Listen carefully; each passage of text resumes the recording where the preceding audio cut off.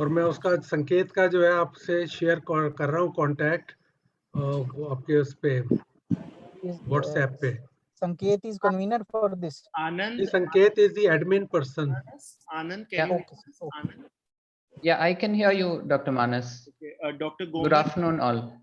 Hi, Anand. Sir, Dr. Gombar, good afternoon, sir. आप हैं? muted है अभी. सर एक बार अनम्यूट कर लें, एक बार चेक हो जाएगा. लेता हूं sir. Good morning, good afternoon everybody. Afternoon. गोबर साहब नमस्कार. नमस्ते सर, नमस्कार. वीडियो भी शुरू करा दूं ना. Sir, on करो. Video doctor Gomar. ऑन हो जाएगी. हाँ जी, नमस्ते. Good afternoon. Good afternoon ma'am. How are you? I am fine ma'am. Sir, namaste sir. Dr. Kaushal Kaushal. करा देते हो. मैं हमारे वेबिनार के लिए बड़ा पढ़ना पड़ता है. मानस पढ़ाता बहुत है. It's a very like need shield विवेचन कहते हैं सवाल इसको. पूछता है वो फिर पढ़ना पड़ता है. Analysis. With permission of all, can I start? Yes. We are already 2:30. Anand, how are you? नमस्कार. हेलो जी. ਕੀ ਹਾਲ ਚਾਲ? बस जी बढ़िया. मैं क्या थोड़ी आवाज सुनाई I'm good, देती है. sir. Thank you. How are you? Corona हंस रही है. So somebody has written that server is in China for Zoom. Dr. Siaram Delhi is writing. Doctor Dinesh Mittal. Sir, good afternoon, sir. हाँ, वेरी सुनील, आपकी photo नहीं दिख रही, छत दिख रही है. ऊपर आपकी छत दिख रही है, फोटो नहीं दिख रही है. छत रहनी थोड़ा सा चाहिए. इसका कैमरा का एंगल ठीक करो गोंबर. ये देखा. हाँ, yes. So I am starting. Should I start? वो घड़ी yes. दिखा रहे हैं कि टाइम से चलना है. Let's start. Okay. 2 मिनट हो गए सर. चलो. Good afternoon, everyone. I hope all of you know me now. I am Dr. Dinesh Mittal, President of IAP Delhi, and your host, along with Dr. Shalini, Secretary of IAP Delhi, and Dr. Manas Kalra, who is the course coordinator for this Hematocon, and along with the whole team of IAP Delhi. We welcome you all on the day 2 of this 4-day grand academic extravaganza on pediatric hematology. I want to congratulate all of you for a nice, informative, and technologically relatively smooth session.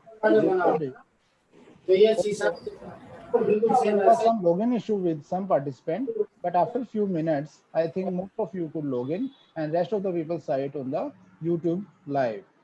We had approximately 350 delegates in the Zoom app and 150 on the YouTube live. So approximately 500 people attended yesterday. We hope to maintain the same momentum today as well. Today we try to make the session and panel discussion more interactive. So I request you to kindly be attentive all the time. So we will be asking the question from you. We have well-known dignitaries on this dais, and I request Dr. Shalini to introduce them to you. Now I hand over the mic to Dr. Shalini. Very, very good afternoon to all of you, and very warm welcome to all our esteemed guests, faculties, and delegates. Though today, Dr. I think there is some echoes going on. Please mute your mic.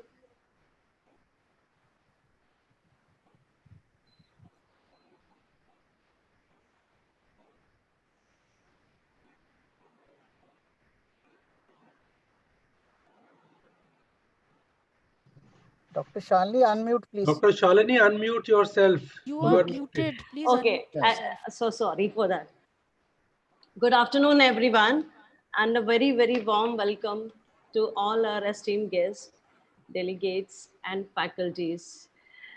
Today, as Dr. Dinesh already said, Dr. Manas is going to try to take this session more crisp and interesting for us. But before starting this meeting, we would like to welcome our guest faculties. First of all, I would like to welcome Dr. Vasudev. Thank you so much, Dr. Vasudev, for being here. He is the National Vice President of North Zone CIP. And I would like to invite Dr. Naab, sir. He is the President, Delhi IAP. Dr. Smita ma'am, Secretary IAP, Delhi IAP. Dr. Kaushal He is executive board member to CIAP. Dr. Manish Gupta, Secretary-elect Delhi IAP. Now I would like to invite our special members of North Delhi IAP who really worked hard for ND IAP since many years. First of all, I would like to welcome Dr. Pankaj Garg. He is a senior neonatologist at Sir Gangaram Hospital. Dr. Arun Garg, sir. Dr. Sunil Gupta, sir. He is at Saroj Hospital, consultant, senior consultant. Dr. Anurag Agarwal, he is at Maulana Azad Medical College. Dr. Nagendra Gupta, he is a pediatrician, and Dr. Satpal Yadav. And good afternoon, everyone, for being here and be attentive for today. Now, without taking much of time, I would like to invite Dr. Vasudev, who is a president, national vice president of North Zone CIAP. So please come forward and say a few words. Thank you, Dr. Shalini. Can you hear me? Am I audible? Yes, yes. Yes, sir. Yes, sir. Okay, fine. Yes, sir. Well audible, sir. Thank you very much. Well audible. And on behalf of Central IAP, as the National Vice President of Central IAP representing the North Zone, I welcome you all and also congratulate the team of the North Delhi with the leadership of Dr. Dinesh Mittal, Dr. Shalini, Dr. Manish, and the whole team. And also Dr. Manas Kalra, who has carved this whole Hematocon along with his team, and these Delhi IAP office bearers, Dr. Nav, Dr. Smita, and all the office bearers of Delhi IAP who have been very supportive. Apart from that, the eminent faculty which you had yesterday also and today also you have named, I think we all are very proud and also thankful that they have all found time to join us and educate all the general pediatricians on the hematological problems. And yesterday also I listened to a couple of talks. I think a lot of practical things which are coming up. That's the gist of it. We all read theory in the books, but what comes in the practice and how to deal one-to-one, I think that is what the pediatricians need, and that is the delegates are receiving. So thank you very much, faculty, for all your learning experience sharing with us, and also welcoming and welcoming the delegates. I can see there's a large number of 200 and almost 50 people joining, and this is a real successful program. So I congratulate the team and all the faculty for being with us. Thank you very much. Thank you, sir. Thank you for your precious time and your kind words. Now, I would like to invite Dr. Nab, sir. Dr. Nab, sir, please say a few words for us. Thank you. Thank you so much, Dr. Shalini. I'm really privileged to be here. Yesterday also, I was honored to be part of the grand inaugural function along with the dignitaries from Central IAP. And I had witnessed the whole program, and I was delighted that the number of delegates continued to be the same till the last. You know, I'm really very happy to see the enthusiastic team of IAP Delhi and IAP North Delhi. I'm really lucky to have, you know, all the 5 branches very vibrant, very active. But IAP North Delhi is really taking a lead. This time under the guidance of Dr. Dinesh Mittal as the president, Dr. Shalini Goel as secretary, and the brainchild of Dr. Manas Kalra, who has brought out this e-Hematocon in digital platform. Friends, as you know, we are passing through a very bad patch, pandemic of COVID-19. The physical meetings, they have their own charm, no doubt.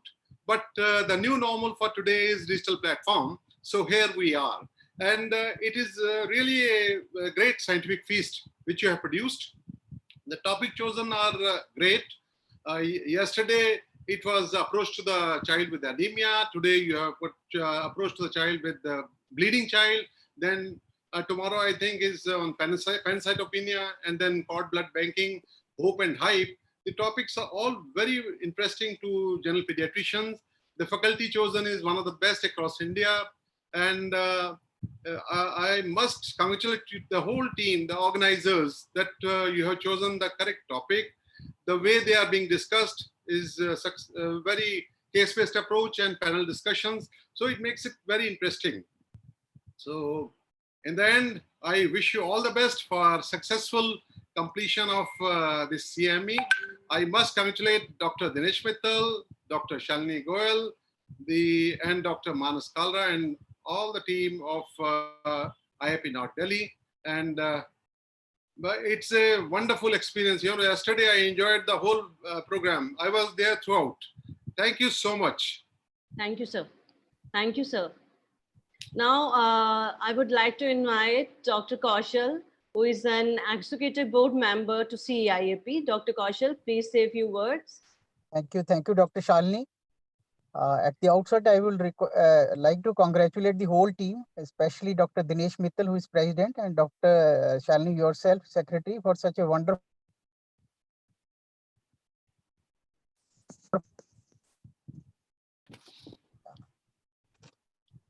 Hello. Yes, sir. Yes, sir. Yeah, can you listen? Call was coming. And course coordinator, Dr. Manas Kalra, for the certificate course spread over 4 days. And we appreciate the efforts and success of this team, especially the optimal utilization of digital platform. And yesterday we saw fantastic discussions on approach to anemia, and well attended by more than 400 participants. Yes. Success for this Hematocon, and sure that to all of us shall be benefited with the science being discussed here. And I hope that more such academic ventures will come out from IAP North Delhi. All the very best. Thank you, sir. Thank you so much, sir, for your kind words. Now, I would like to invite Dr. Smita ma'am, who is the secretary to IAP, Delhi IAP. Smita ma'am, please say a few words. Shalini, it's a trend setting actually. This is called trend setting. The way whole conference was inaugurated, wonderful way of displaying it, the very good choice of topics, the way it was staggered over the 2-3 days. So it's not very long. And you have to start with a lecture and then you keep on building upon your case presentation. So Dr. Manas Kalra, wonderful way of giving us a very interesting way of delivering the knowledge for all of us and for our audience. And Dr. Dinesh Mittal, you have done really, we are proud of you, the way you have started your inning as the president of North Delhi IAP, supported by none other than Shalini, who is sitting here, and the whole group of doctors, Dr. Pankaj, Dr. Hema Mittal, Dr. Kaushal, everybody is there. And you have also started a Facebook page also, I think I do remember, just at the start of COVID season. So I cannot actually count how many new you have started. So thank you for all special beginnings. Thank you for calling me for this platform and have some more learning for my own tenure. So you are giving us a guidance kind of. I'm really thankful, and all the audience just enjoy this academic feast. Dr. Manas Kalra, Dr. Vasudev, Dr. Kaushal, Dr. Manish Gupta, and all, at the end, Dr. Nag, who is really excited, who is IAP Delhi president. He is very excited about your beginning, and we keep on talking about this. This is the new normal. A way of doing conferences. Maybe the final conference we go for same kind of conference that we are going to arrange in the October. We have planned a conference on 10th and 11th October. So maybe we have to go for this kind of digital platform, and we all sit together and do it in right way. Thank you. Thank you, ma'am. Thank you so much. Now, I would like to invite Dr. Manish Gupta, who is Secretary-elect for Delhi IAP. Dr. Manish, so please say a few words for us. Dr. Manish.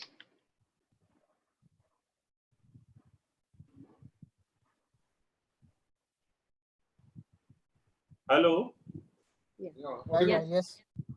Thank you, Dr. Shalini. It really feels a great privilege to be part of IAP North Delhi family, who is doing wonders in academics. Really, this Hematocon, the whole plan conceived and developed by Dr. Dinesh, Dr. Shalini, Dr. Manas, has really hit across the India and even internationally.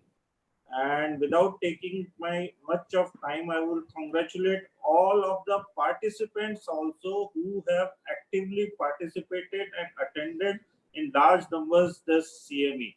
And I really wish lot of academic interaction with all of the attendees. Thank you, everyone. Thank you so much, Dr. Manish. Thank you, everyone. Now I will, without delaying, it's almost 15 minutes more. Doctor, I would try to, sorry, I'm so sorry. I would like to hand over this mic to Dr. Manas. Dr. Manas, please take the session now. Thank you. Thank you all the dignitaries, speakers, and most important, the delegates who are all here for this Hematocon second day. So today we'll be highlighting bleeding disorders, and we'll be using the same format. So first will be the lecture. So for the first lecture, we have Dr. Amita Mahajan. Dinesh, can we give access to share the screen, please? So Dr. Amita Access is there. Access is there. Ma'am, can you please share your screen?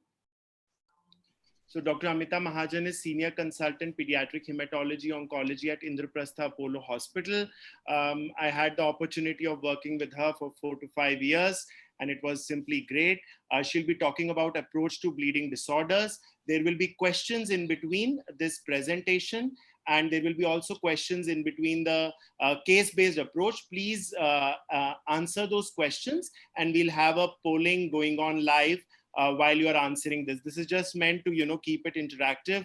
We have got a lot of feedback and suggestions from the yesterday's talk, and we have tried to incorporate everything. So let's kickstart the meeting, and over to you, Dr. Amita Mahajan.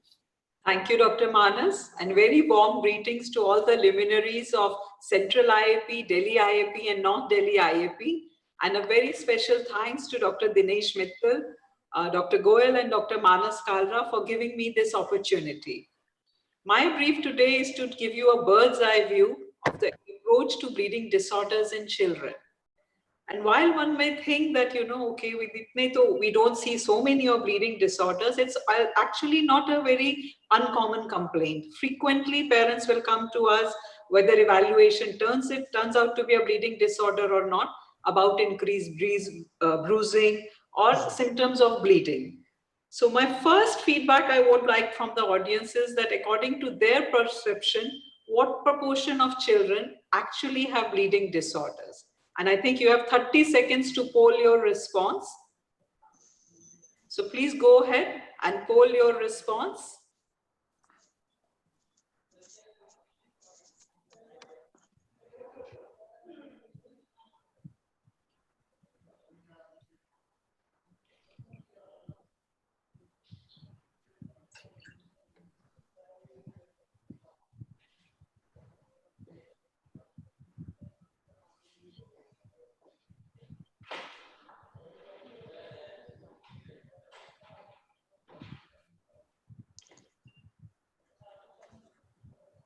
I think if everybody is polled, maybe we can.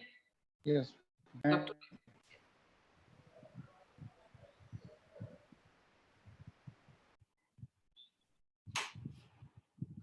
So spot on. I think that's wonderful that, the answers are, the commonest answer was 1 to 2%. And that is actually the correct answer, because we know that statistically, can I move my slides? I think I'm unable to move the slides because statistically, von Willebrand disease is the commonest bleeding disorder in children. Even though most children may be asymptomatic, up to 1% of general population could actually be having von Willebrand's disease. And to this, if we add then the other rarer bleeding disorders, the actual prevalence of childhood bleeding disorders would come to 1 to 2%. Dr. Mittal, I'm unable to, okay, yes, I got it. So most children with, non-Willebrand's disease being the commonest, so bleeding disorders in children may manifest clinically or may actually be detected incidentally when you are doing, for example, pre-op workup or during routine evaluation for something. A significant proportion may be asymptomatic or have actually very minimal symptoms. But when we evaluate children who have significant symptoms, then yes, the incidence of actually having positive results during coagulogram workup are much higher. So for example, if children come with severe epistaxis, not epistaxis that routinely stops, but epistaxis that may actually have required surgical intervention, and if we do workup for these, 20% of them will actually, we may be able to uncover an abnormality. But when we talk about doing just routine pre-op coagulation, so frequently the surgeons send patients to us for surgical clearance, and when a routine coagulogram is done, the chances of finding an abnormal, or a bleeding disorder would be less than 0.1%. This excludes von Willebrand disease because it may not be picked up in a routine coagulogram. So how do we approach? Well, history and basic lab workup will almost always point us in the right direction. And what lab workup, which I'll come to in the next few slides, we, how to approach the lab workup, but it is important to remember that the tests need to be interpreted in context of age. For example, a term newborn, APTT up to 60-65 seconds may be normal for that baby, while in a 5-year-old, that would almost always indicate a serious underlying disorder.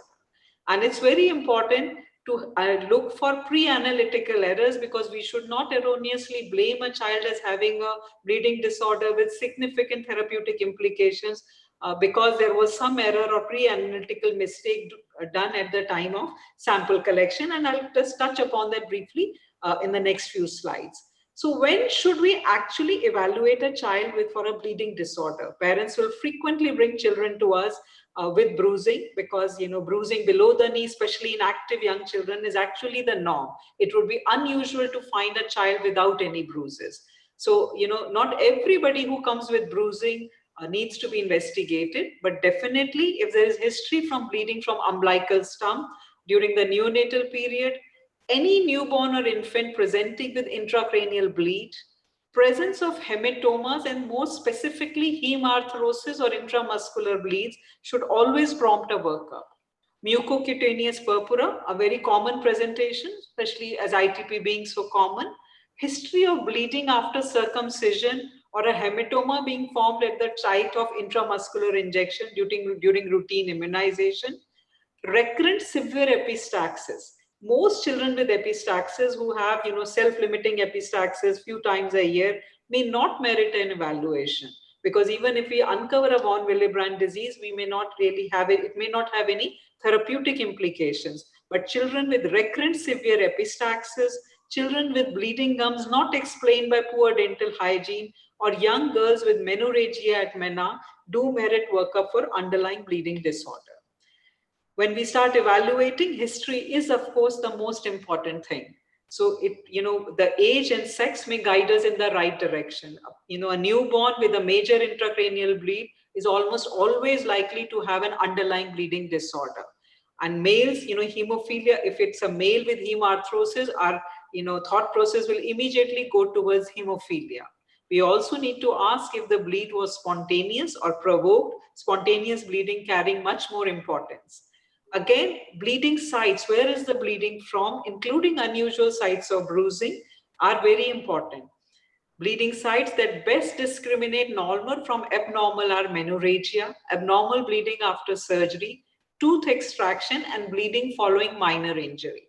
Again, the frequency and duration of the bleeding will guide us.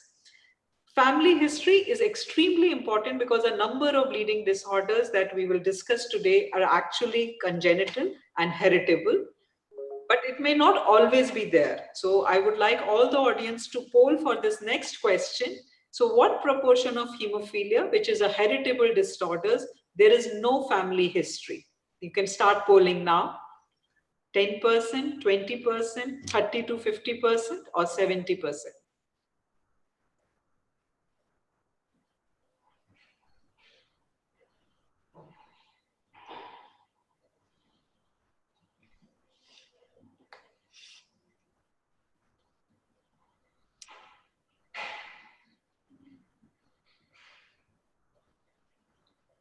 Can we poll Dr. Mittal?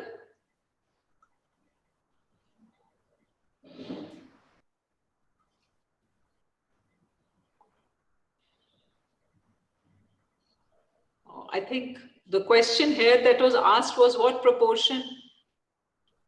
The answer, I think there's a little mismatch, but the answer for the question that audience has polled is correct. That 20% of those with severe epistaxis have bleeding disorder. But the question that was on the slide was also what proportion of patients with hemophilia have no family history, and that was 30 to 50%.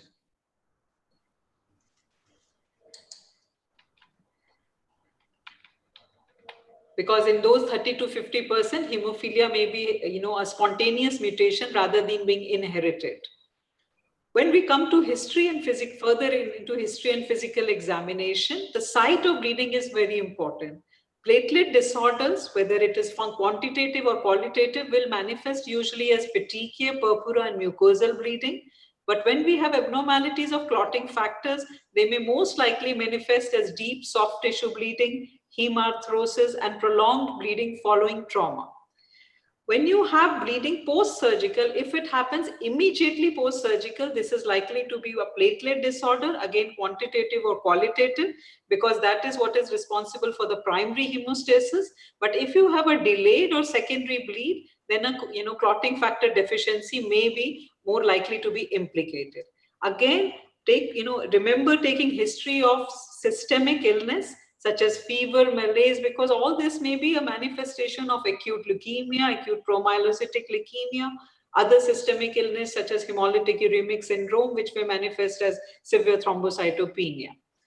Again, so in physical examination, we would like to see if there are features of any systemic illness such as fever, lymphadenopathy, skin rash, joint swelling, specifically for hemarthrosis, whether there are petechiae, bruises, mucosal bleeding.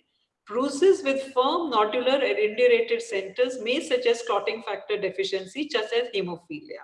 Again, we would like to look for hepatomegaly and splenomegaly because a number of systemic illness, hepatic disorders, malignancy may manifest with bleeding disorder as the first manifestation. So how does one go about, evaluating a child with suspected bleeding disorders? Physiology may be very boring, but I think we need to remember physiology of hemostasis because it helps us identify children with congenital and acquired abnormalities. It will help us in guiding our lab workup and facilitating interventions. So when the first response to any injury is actually vasoconstriction to limit the bleed, this is followed by the primary hemostatic response wherein the platelets, the vessel wall, and the von Willebrand factor come together to formulate a primary platelet plug like we see here. But this plug is unstable, and unless there is it is consolidated, bleeding would not stop. So this is where the secondary hemostasis comes up. This chart is perhaps one of the most wild or hated slides in all of medicine. But it is important to remember this cascade, how the events take place, and all this happens very quickly without us realizing within seconds, so that a stable plug is formed and the bleeding can be stopped immediately. So within the secondary hemostasis, we have the intrinsic systems, which involves factor 9, factor 8, factor 12, and the extrinsic system, which involves the factor 7. And this hemostasis started important in our heads because that is how we interpret the tests when we go over them over the next few slides. So the workup for a child with bleeding disorder must start with a complete blood count. The platelet count, if it's low, we know that it's a quantitative, thrombocytopenic disorder. It may be normal. And in fact, in some qualitative platelet disorders, the platelet count may be high. The platelet morphology is very important, as you can see in this slide. So if you have these giant platelets can be seen in Burnett-Solier syndrome, or if this history is suggestive, we often in ITP, the peripheral smear will be reported as showing giant platelets, but the setting for the two will be completely different. Again, if there are any abnormal cells on the peripheral smear, so this is a peripheral smear of a child with acute promyelocytic leukemia, and we all the history was bleeding from gums and extensive bruising. and a slightly low hemoglobin, and the peripheral smear immediately gave us the answer that we were dealing with an acute promyelocytic leukemia, and the workup could be guided accordingly. Again, this is a slide from a child who presented with thrombocytopenia and easy bruising, and we could see that there is fragmented red cells, which is suggestive of a microangiopathic hemolytic anemia. And then going back into the history, one realizes that this could very well be a case of hemolytic uremic syndrome. So in all of hematology, regardless of which session you are in, peripheral smear is actually an extremely useful investigation for us. So then we come to the coagulogram or the blood tests we order. So again, I'd like the audience to poll for this. Which of the following tests is least useful in bringing us to the correct diagnosis of the exact disorder? You can start polling now. Prothrombin time, activated partial thromboplastin time, clotting time, thrombin time, or bleeding time.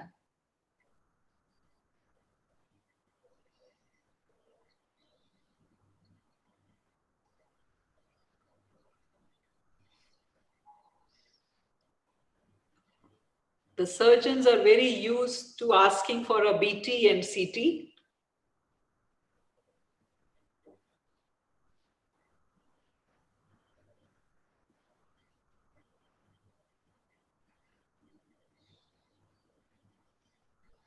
Can we show the polls, Dr. Mittal?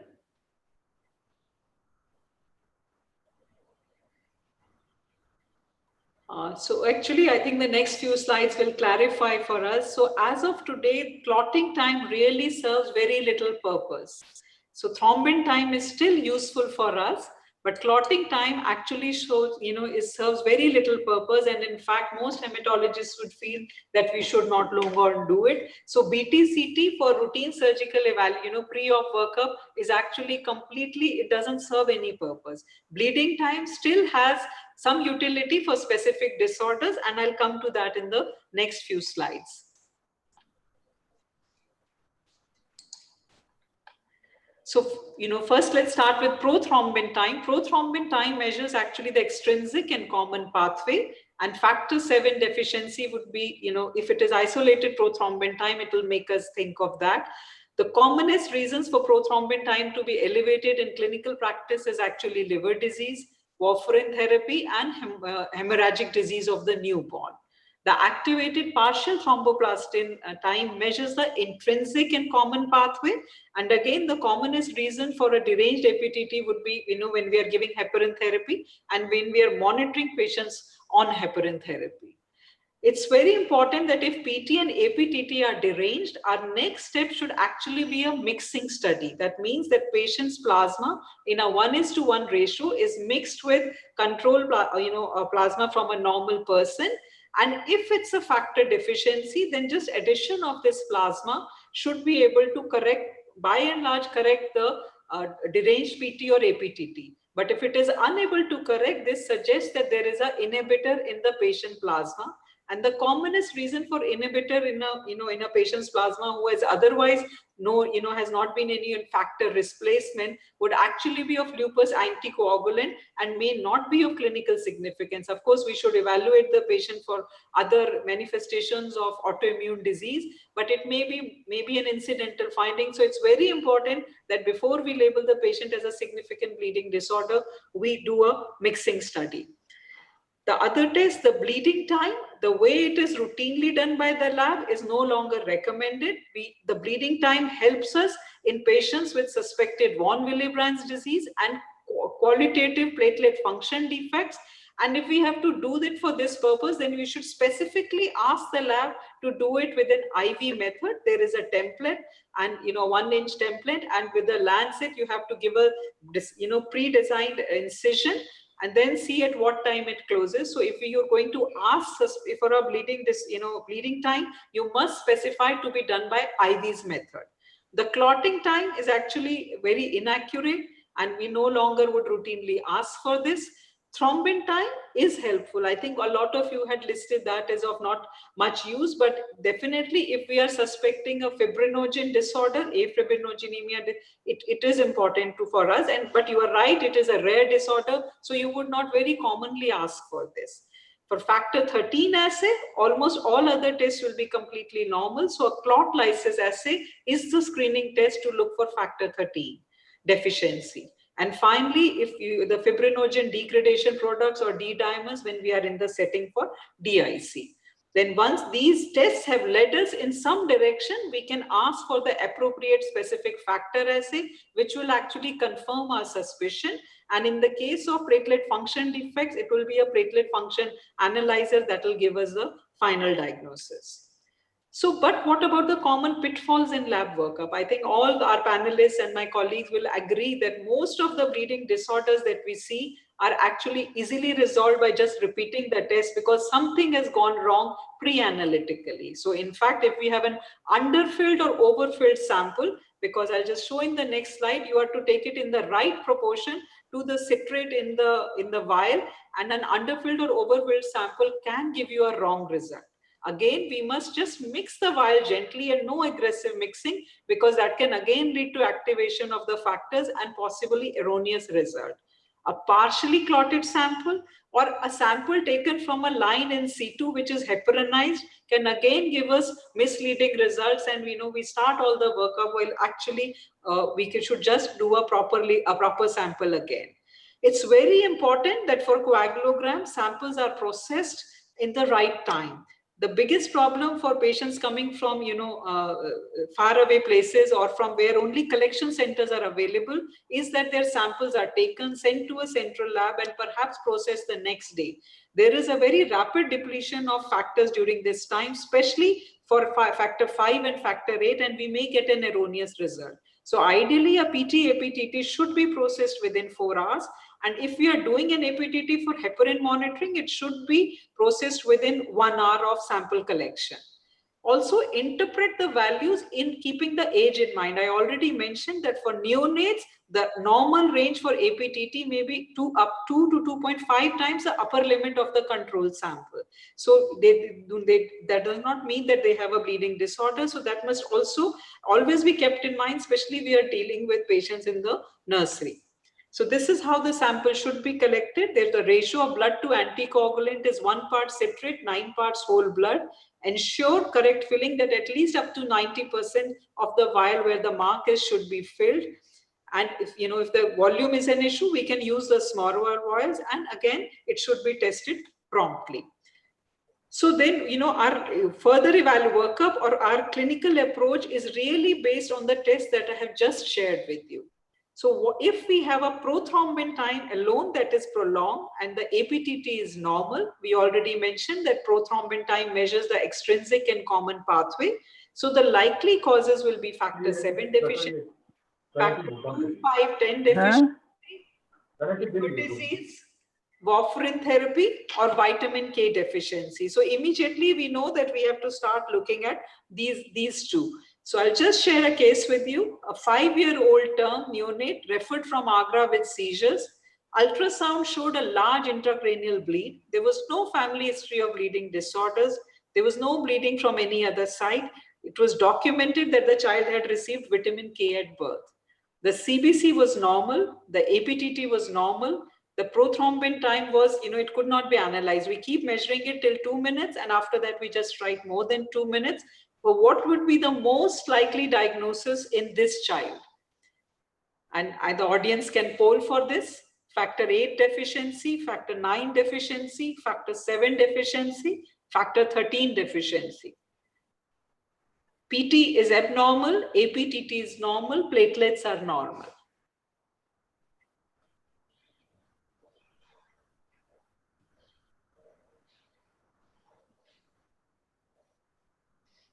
Can we show the poll, Dr. Mittal?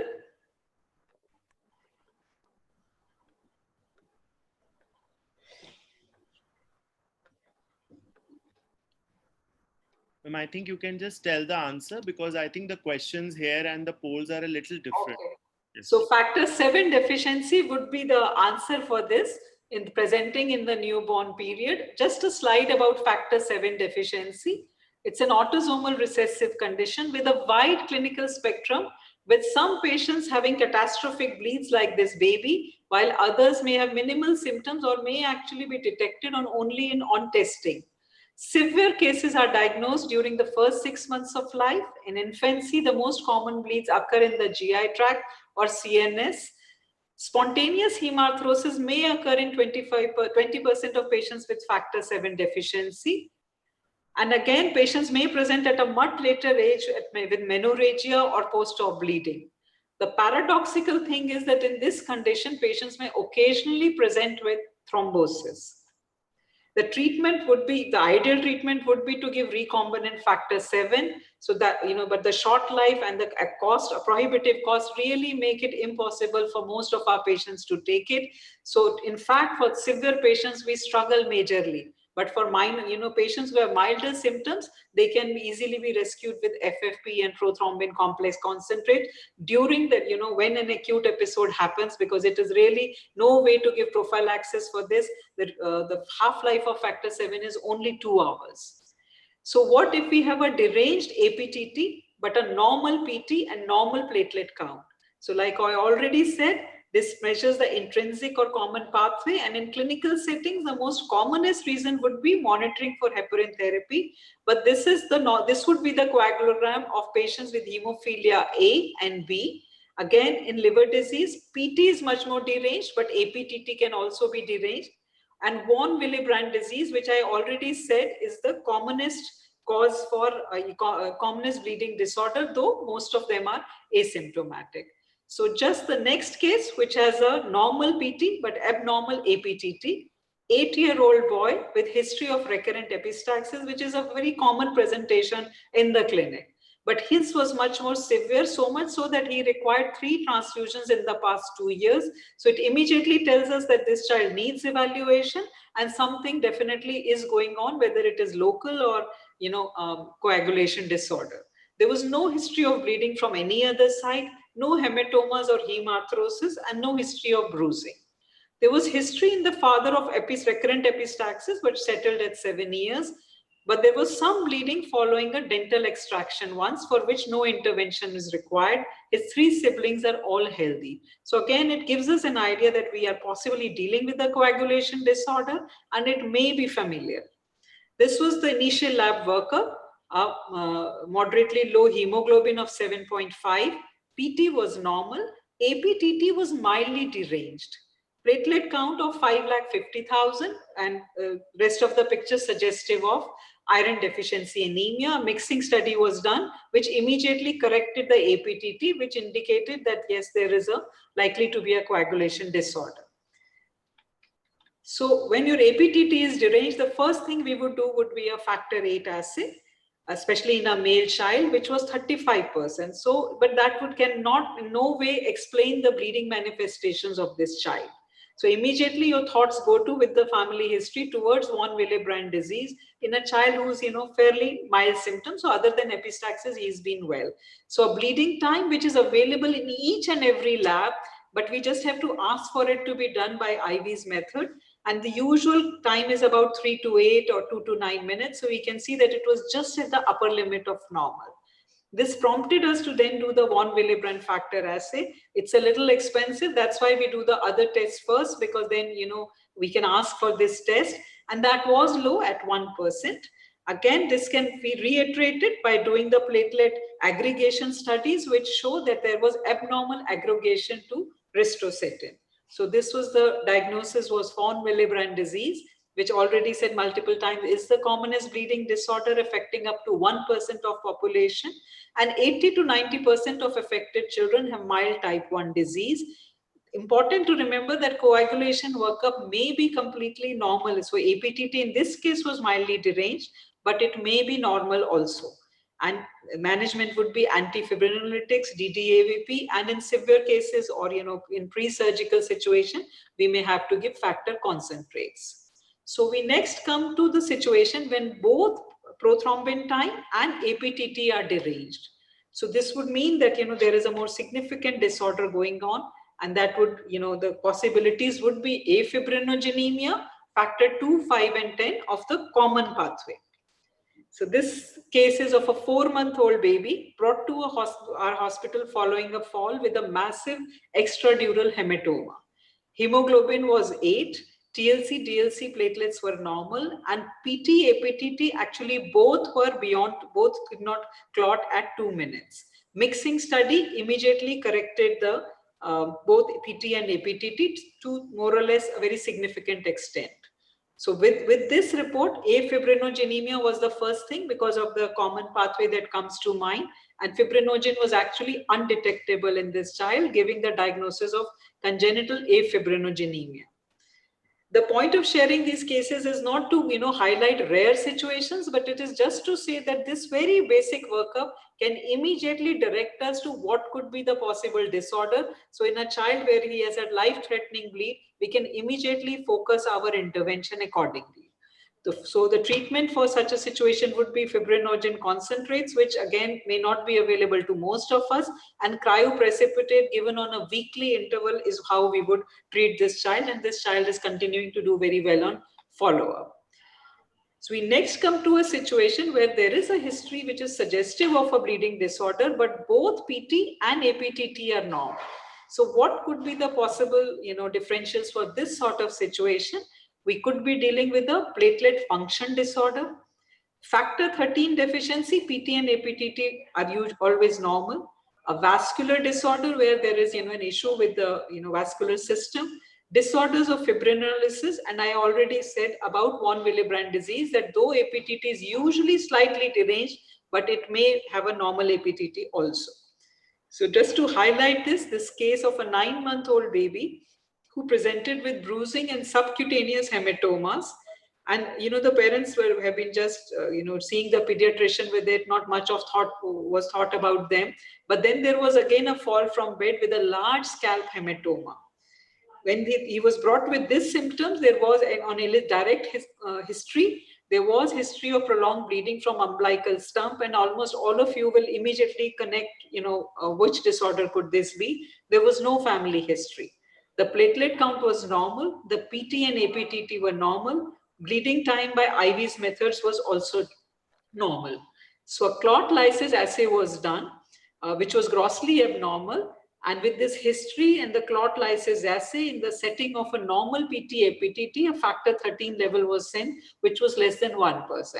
I'd just like to highlight that clot lysis assay is not a very sensitive test, and for it to be abnormal, factor 13 has to be less than 2 to 3%. So a normal clot lysis assay does not rule out a factor 13 deficiency, but in a child who has had such severe symptoms, we usually will have factor 13 at very low levels. Again, this is an autosomal recessive condition. It has a variable clinical spectrum, which some patients having mild symptoms, but 80% will have bleeds. And there is, very often history of bleeding from umbilical stump.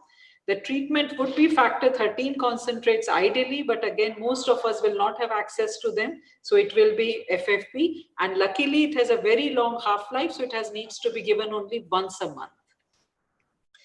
So then we have the final situation where we have a deranged PT, deranged APTT. It's more than 30 minutes. If you can just so and low platelets. So this is the situation of DIC. I won't go through this case, but bleeding from multiple sides and gum hyperplasia with the coagulogram that is abnormal and low platelets, and the peripheral smear immediately gave us the clue that this is acute promyelocytic leukemia. So DIC is a situation where you could have all three parameters to be abnormal. And again, this is a situation where there can be not just bleeding, but in fact, even thrombosis. So we can see a wedge-shaped infarct because in DIC, both manifestations will continue.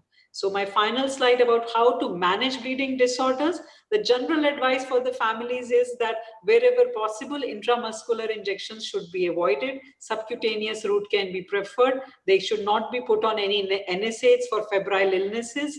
Specific disorders, factor deficiencies will merit factor replacement. FFP is something that we use as the, even sometimes while we are waiting for the test to come back, because by and large, it will be able to replace all factors, but just, and we can quite often substitute that with cryoprecipitate, which is much lower volume. But just remember that cryoprecipitate does not have factor 9. So in summary, history is the most crucial key to diagnosis.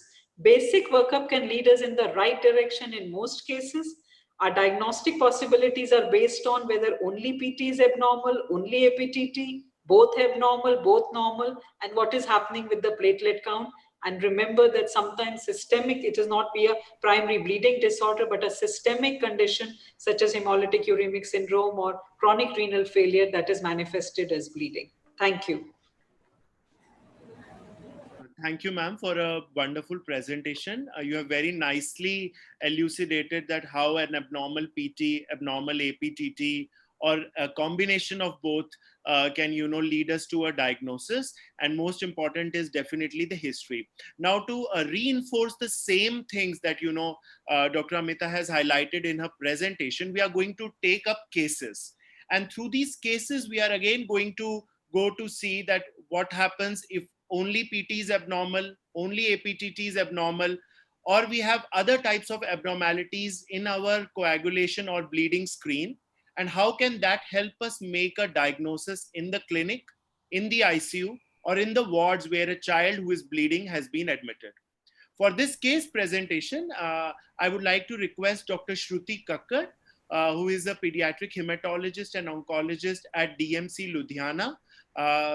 Welcome, Dr. Shruti. Dr. Shruti will be presenting cases, and we have a very esteemed group of panelists with us. We have Dr. Jyoti Kotwal, who was there yesterday also with us from the lab hematology department of Sir Gangaram Hospital. Professor Sunil Gombar, who is the head of pediatric hematology oncology services at GTB Hospital, Delhi. And we have Dr. Anand Prakash, who is a senior pediatric hematologist oncologist at St. John's Hospital, Bangalore. So over to you, Shruti, now to take us through the cases of bleeding disorders and how do we approach them for our day-to-day management. Thank you, Manas. At the outset, I would like to thank the Delhi IAP and all the vibrant members. This is the first time I'm getting to know all of you, and I'm really impressed with what Delhi IAP has achieved. So hats off to all of you, what you are doing, and the level to which you are taking this new education platform to. And it's an honor for me to be a part of this Hematocon. So we'll be discussing about approach to the bleeding disorder, and we'll try to build up upon what Dr. Amita has already taught us. And hopefully, while we present the cases, you will be able to solve them as our panelists answer them. You've already been introduced to our esteemed panelist, Dr. Sunil Gombar, who's not new to this platform, Dr. Anand Prakash, and Dr. Kotwa. Right. So, as starting with approach to bleeding disorders, as Dr. Amita said, the first and foremost thing to do is to have a good history, and just have ask simple questions about who, when, where, and what. Right? What is the age, sex, whether there's any family history, what are the other disease states which are associated with the bleeding, what is the site of the bleeding, and the characteristics of the bleeding that you can see on examination. And following that, we have a set of first line investigations. For this, I would like to invite Dr. Jyoti Kotwal. Ma'am, there is this whole list of investigations that we have to diagnose bleeding disorders. I would like your opinion on this. What investigations would you recommend in a child who's come to the clinic with bleeding symptom, and which ones do you think we should not be doing in today's date and age? Yeah, thank you.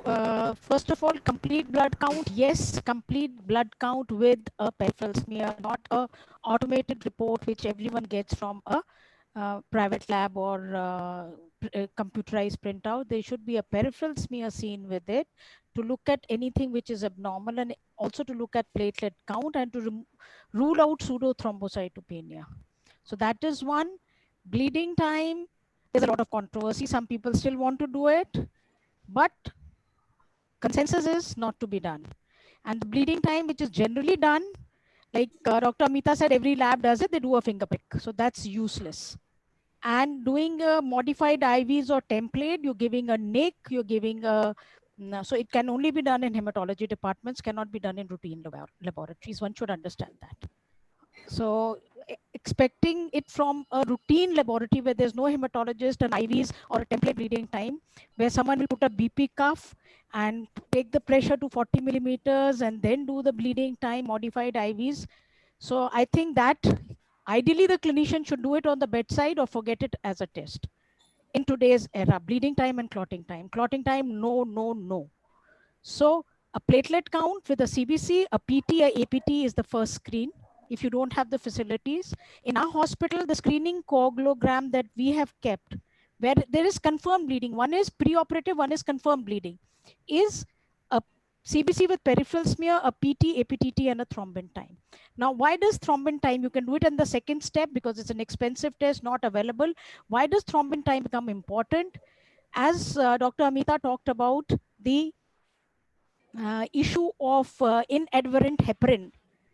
Some IV line flushing, child is not well, saline has been started and the intracath has been flushed.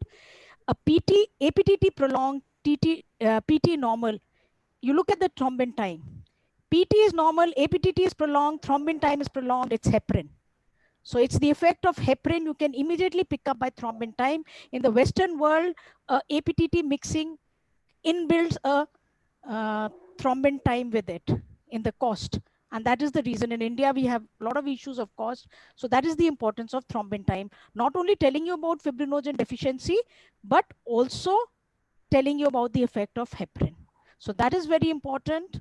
So the first test would be a CBC with the peripheral blood and platelet count, PT, APTT, and plus minus thrombin. At the next step, you would add fibrinogen. Coming to D-dimers, unless you're suspecting DIC, you will not go in for a D-dimer test. There's a clinical situation of suspecting a DIC, the child is in sepsis, there's bleeding. At that time, you go in for a D-dimer, but not as a routine first-line investigation for just a child coming with bleeding disorders. And you can have it as part of the panel, or maybe at the second step, if the child has bleeding and the platelet count is normal, you have done a template or a modified IV's bleeding time, it's normal, PT, APTT are normal, thrombin time is normal, you can then go for a clot solubility test as a screen for factor 13 deficiency. History is very important. If there's a history of a delayed, of a umbilical stump bleed, or even if it's a lady with recurrent fetal loss, we think of fibrinogen deficiency and factor 13 deficiency, but we are in a pediatric conference, so maybe the umbilical cord stump late bleed is the indicator for clot solubility test. Sure. So thank you, Dr. one can Jyoti. So from take a that, we can stepwise take is decision. that we do a CBC PPF, bleeding time, if it can be done in a proper way in a hematology department, and PT, APTT. Thrombin time, if it is available inbuilt, that is good. And after that, we can, as a second step, take fibrinogen and clot solubility tests, right? So moving on to our first scenario, here we have a 4-year-old child who had a minor respiratory infection a couple of weeks back, and 2 days later he presents with a transient nosebleed which subsided on its own.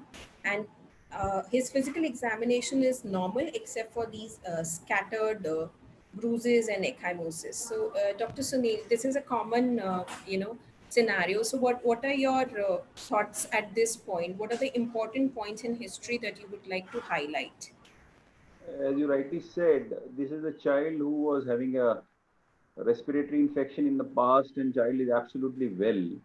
So I would like to find it out while doing an examination.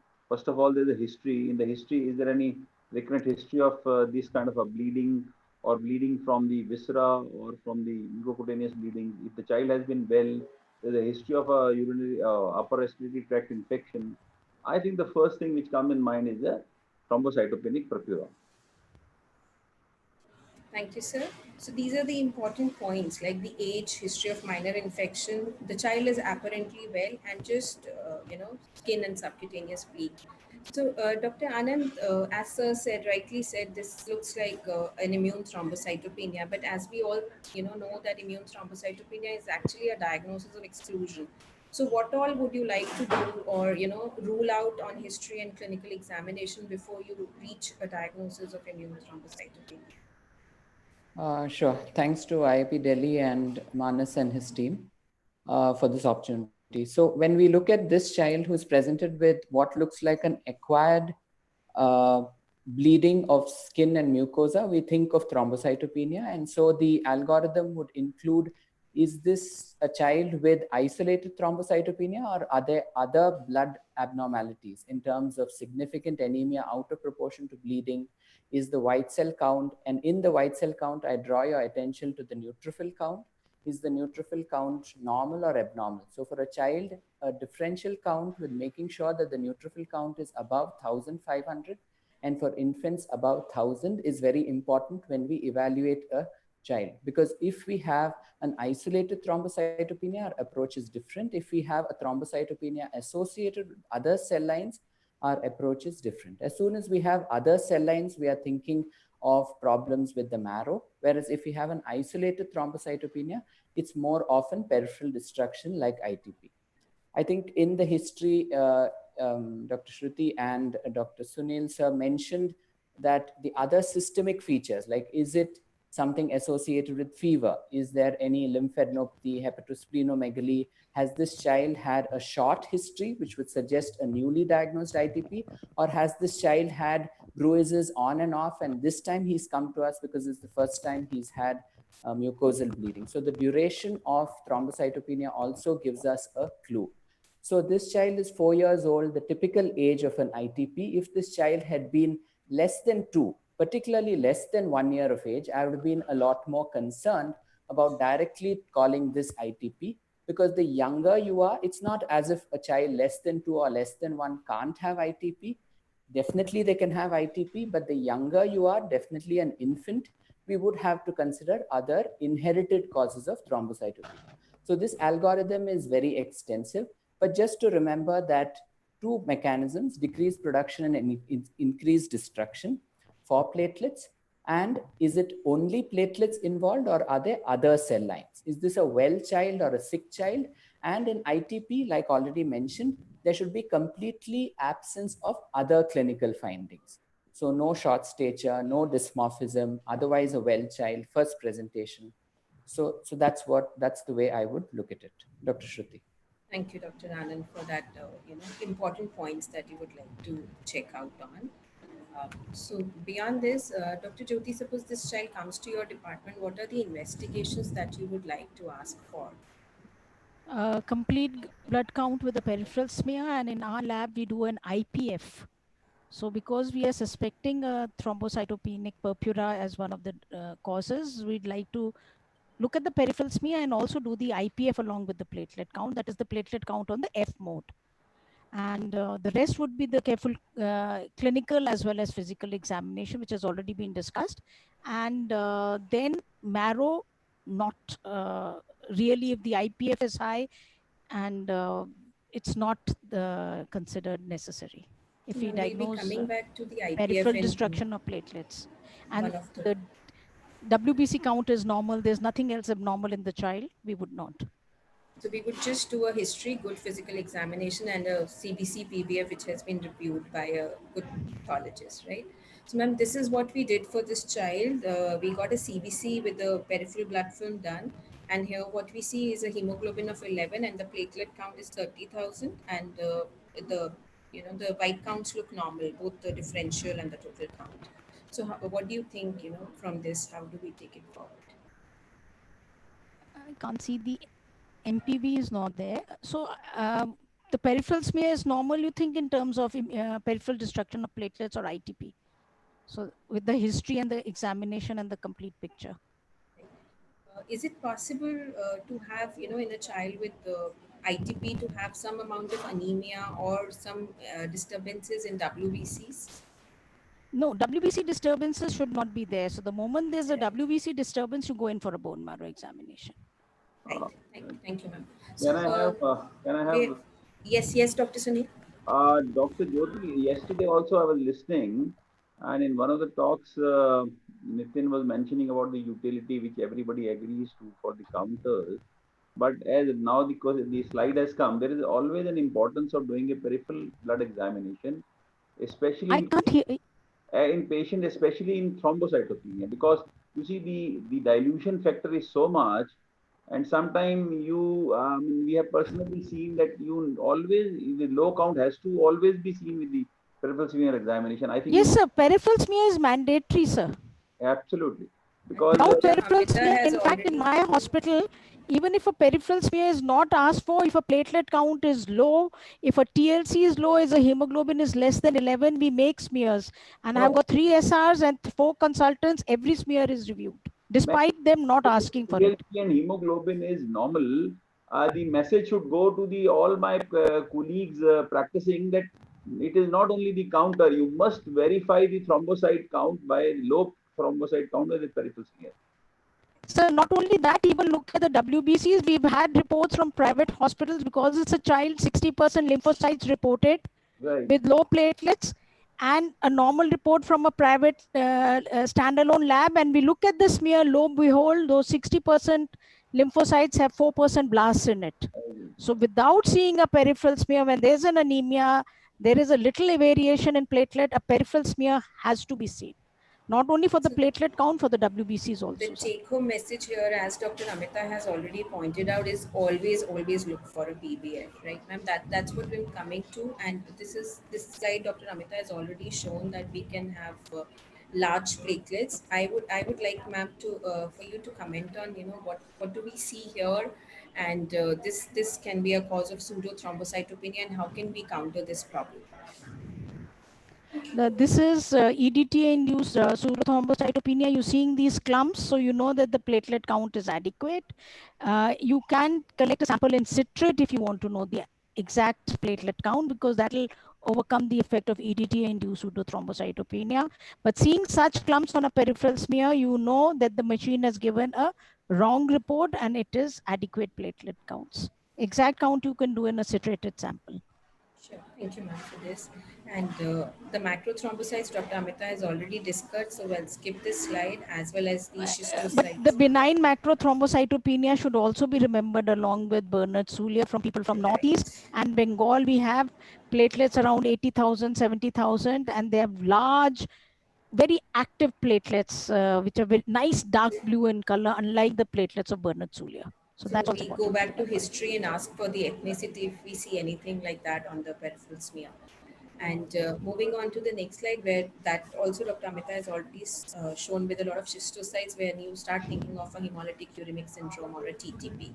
So, Dr. And in Sunil. today's era, post bone marrow transplant, TMA post transplant is also an entity to be kept in mind by pediatrician. If a post renal transplant or a post liver transplant or a bone marrow transplant child goes to a normal pediatrician and there are some schistocytes, one has to think of that also.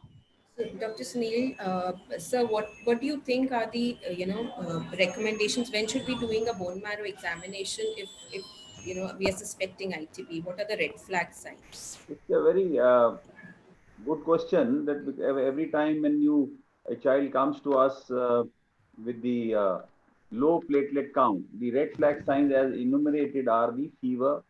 If supposing there is any other involvement, you see, per se, only thrombocyte, a child is well, there's a history of a previous upper respiratory tract infection, as we said in the first case, it could be an acute ITP. So in a typical case of an acute ITP, there's no need to do a bone marrow, as Dr. Jyoti also said. But then there are certain red flag signs we must keep in mind. If supposing there has been going on, a fever has been going on, joint pains are there, so you thinking of maybe a leukemia is there, a sinister disease in the offing. So you need to talk about it. Risk factors for HIV infections. If there are skeletal soft tissue abnormalities, where let us say you have a patient of a Fanconi's or skeletal abnormalities are there, we will definitely like to do the bone marrow. And lymphadenopathy, as Anand also said, if you have lymphadenopathy, you have hepatosplenomegaly, definitely you need to talk about with the morphology, abnormal WBC morphology. But let me just tell you, even if in the case of a thrombocyte count where the in ITP also, if you are thinking of putting this child on the steroids, I always would like that you should always try to do a bone marrow. People have been doing the immunoglobulins fine. If a patient comes to us with a very low count, immunoglobulin, it is fine. But if you're thought of giving steroids, then you must do a bone marrow in the Indian setting. That's what I would like to say.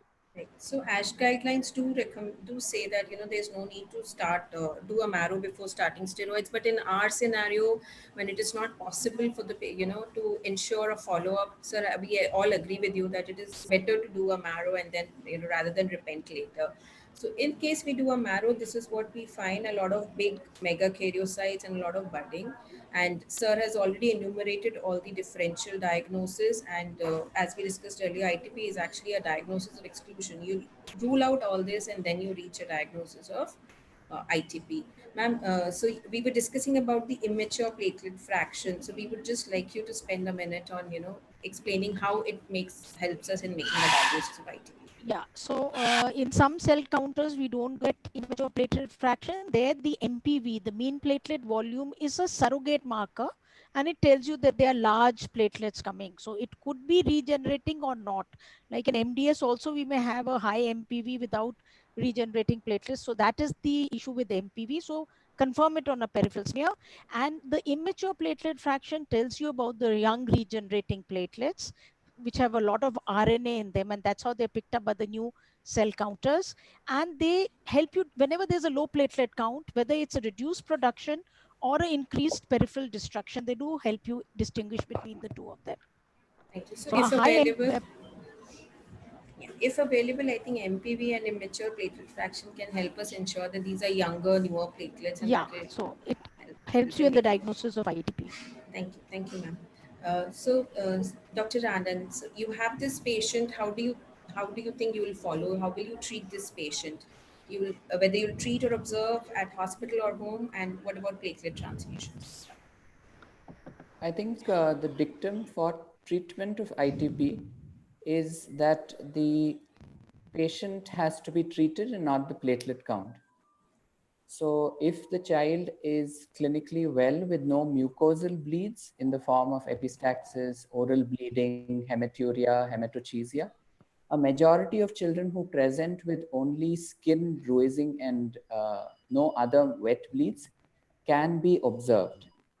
It's important to spend a lot of time with the family because obviously families tend to repeat platelet counts very frequently, and even a small change in the platelet count would make them rush to you to check whether anything needs to be done. So I'm sure this is known to all the audience that we need to spend time in terms of counseling them that majority of these children can be observed. And even if we decide on treating the children, that would not change the natural history of the disease itself. However, if we do have a child with a wet bleed, which I just listed, we do have options of IVIG, anti-D, and steroid. And it's also important to explain to families that this medication is to transiently increase the platelet count so that the child gets out of the risk of continuing to have a bleed, which would cause continued symptoms. So this picture clearly shows that whether you treat with IVIG or not, the natural history over a period of 3 to 6 months or even a year will not change. So it's important to decide if the child is having a wet bleed to choose on therapy, and otherwise to wait and watch and follow up these children with, in fact, even no therapy. No therapy doesn't mean you don't counsel the families. It's important for families to know when they need to come into hospital. Bleeding from the nose, gums, change in urine or stool color, no IM injections, no NSAIDs. Decide how old the child is and what the activity of the child is to decide whether you would really want to treat the child. Is there a safe platelet count? We know that lower the platelet count, the more the risk of bleeding. So definitely less than 10,000, most of us would err on the side of treating, particularly younger children like this 4-year-old who has come in with bleeding. But the treatment would definitely have to be individualized based on the activity of the child and also how far the family is from the hospital. Can they come in quickly during a wet bleed? So this child thankfully did not have a bleed, but just think of a scenario when if the patient would have come to the ER with a red colored urine. Would you treat in that situation? Yeah, so this is one of the examples I mentioned where definitely this child needs therapy to as quickly as possible raise the platelet count. So if we are sure of the diagnosis of ITP, we could choose any of these three modalities: steroids, IVIG, or anti-D. The dose and duration of steroid would vary from prednisone 4 milligrams per kg for just 4 days to prednisolone 2 milligrams per kg for 2 weeks, and then a quick taper. IVIG 0.8 to 1 gram per kg as an infusion, or anti-D. So a significant proportion of children would respond to these measures, but transiently. So like I mentioned, it's important to tell families that after the platelets goes up for a week or two, if it starts trending down again and the child remains well, it's important not to rush in and need to start on, let's say, a second course of steroids, or immediately rush in and give some more IVIG. That probably is not indicated. So this child I would definitely treat based on the hematuria. So thankfully, the patient we had did not have any bleeding, but the parents were extremely apprehensive. And Dr. Sunil, what would you recommend? How would you counsel them? You know, they just want to know whether he'll be fine. Part of it has already been said that the complete remission usually occurs in two-thirds. And within 6 months, two-thirds of the patients do respond. And irrespective of whatever you have done, as Dr. Anand has said. But yes, there are certain predictors we need to keep. And the predictors are, if the child age is less than 18 to 10 years, then or it's a male gender, and the platelet count, surprisingly, if it is less than 5,000, it is a predictor for an early remission. So you need to sit with them, you need to talk to them, and definitely, as rightly pointed out by Dr. Anand, that you need to tell them that you are treating a patient, not the count. So you are treating the child. If the child doesn't have a visceral bleed, only has the mucocutaneous bleed, so we have to give them the reassurance that over a period of time, this child would respond. So that's what in the part of the counseling which we should do.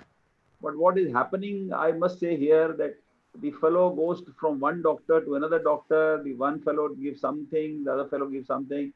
So I think the message should go to all my colleagues here that don't treat the count. And everybody, most of the people, most of the pediatricians, they do treat the count. So I think unless and until it is less than 10,000, some people even go up to 5,000. And if there is no mucocutaneous bleed, try to refrain. Because you see, first of all, we need to counsel ourselves rather than counseling the parents. If we are counseling ourselves, then we can always counsel the parents. So how frequently would you repeat platelet counts, sir? This child had 30,000, next day it was 65,000, no bleeding. So how frequently would you tell the parents to repeat the platelet counts? Dr. Anand, I think that question is for Dr. Anand.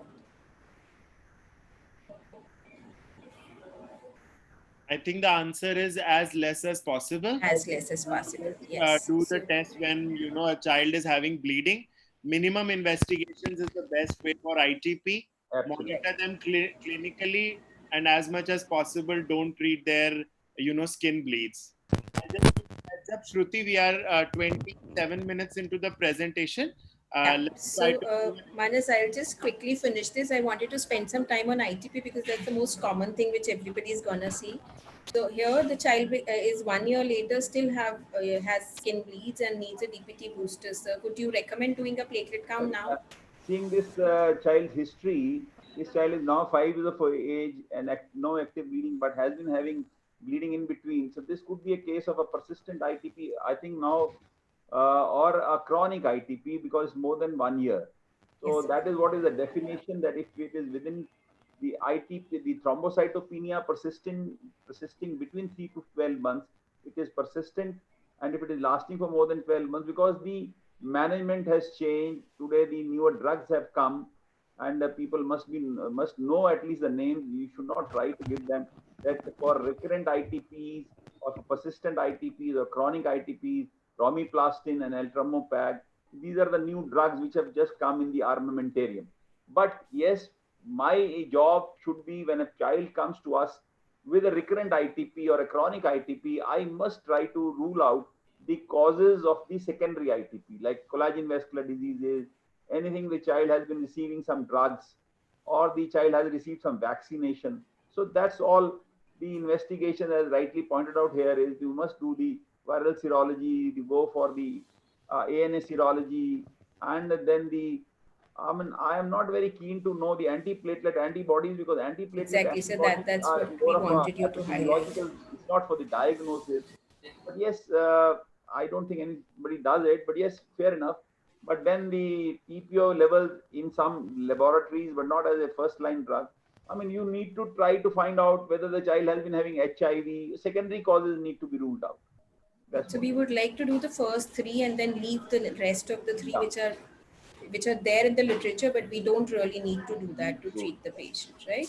So Anand has already pointed out that we can have decreased production or increased platelets, and now we have a lot of drugs like TPO agonist and stuff available, and which are much safer, but that's kind of beyond the discussion point.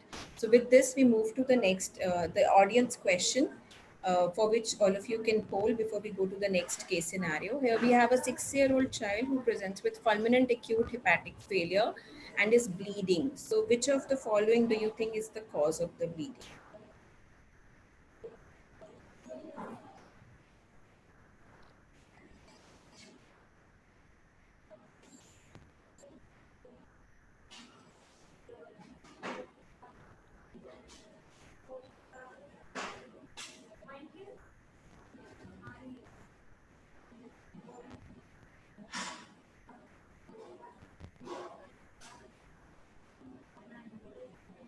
Dinesh, can we have the answer, please?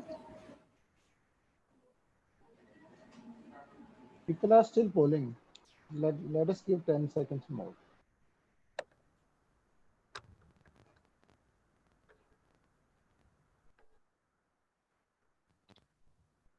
I think everybody knows all these factors are produced in the liver. That's why the answer is A, which is definitely the right answer.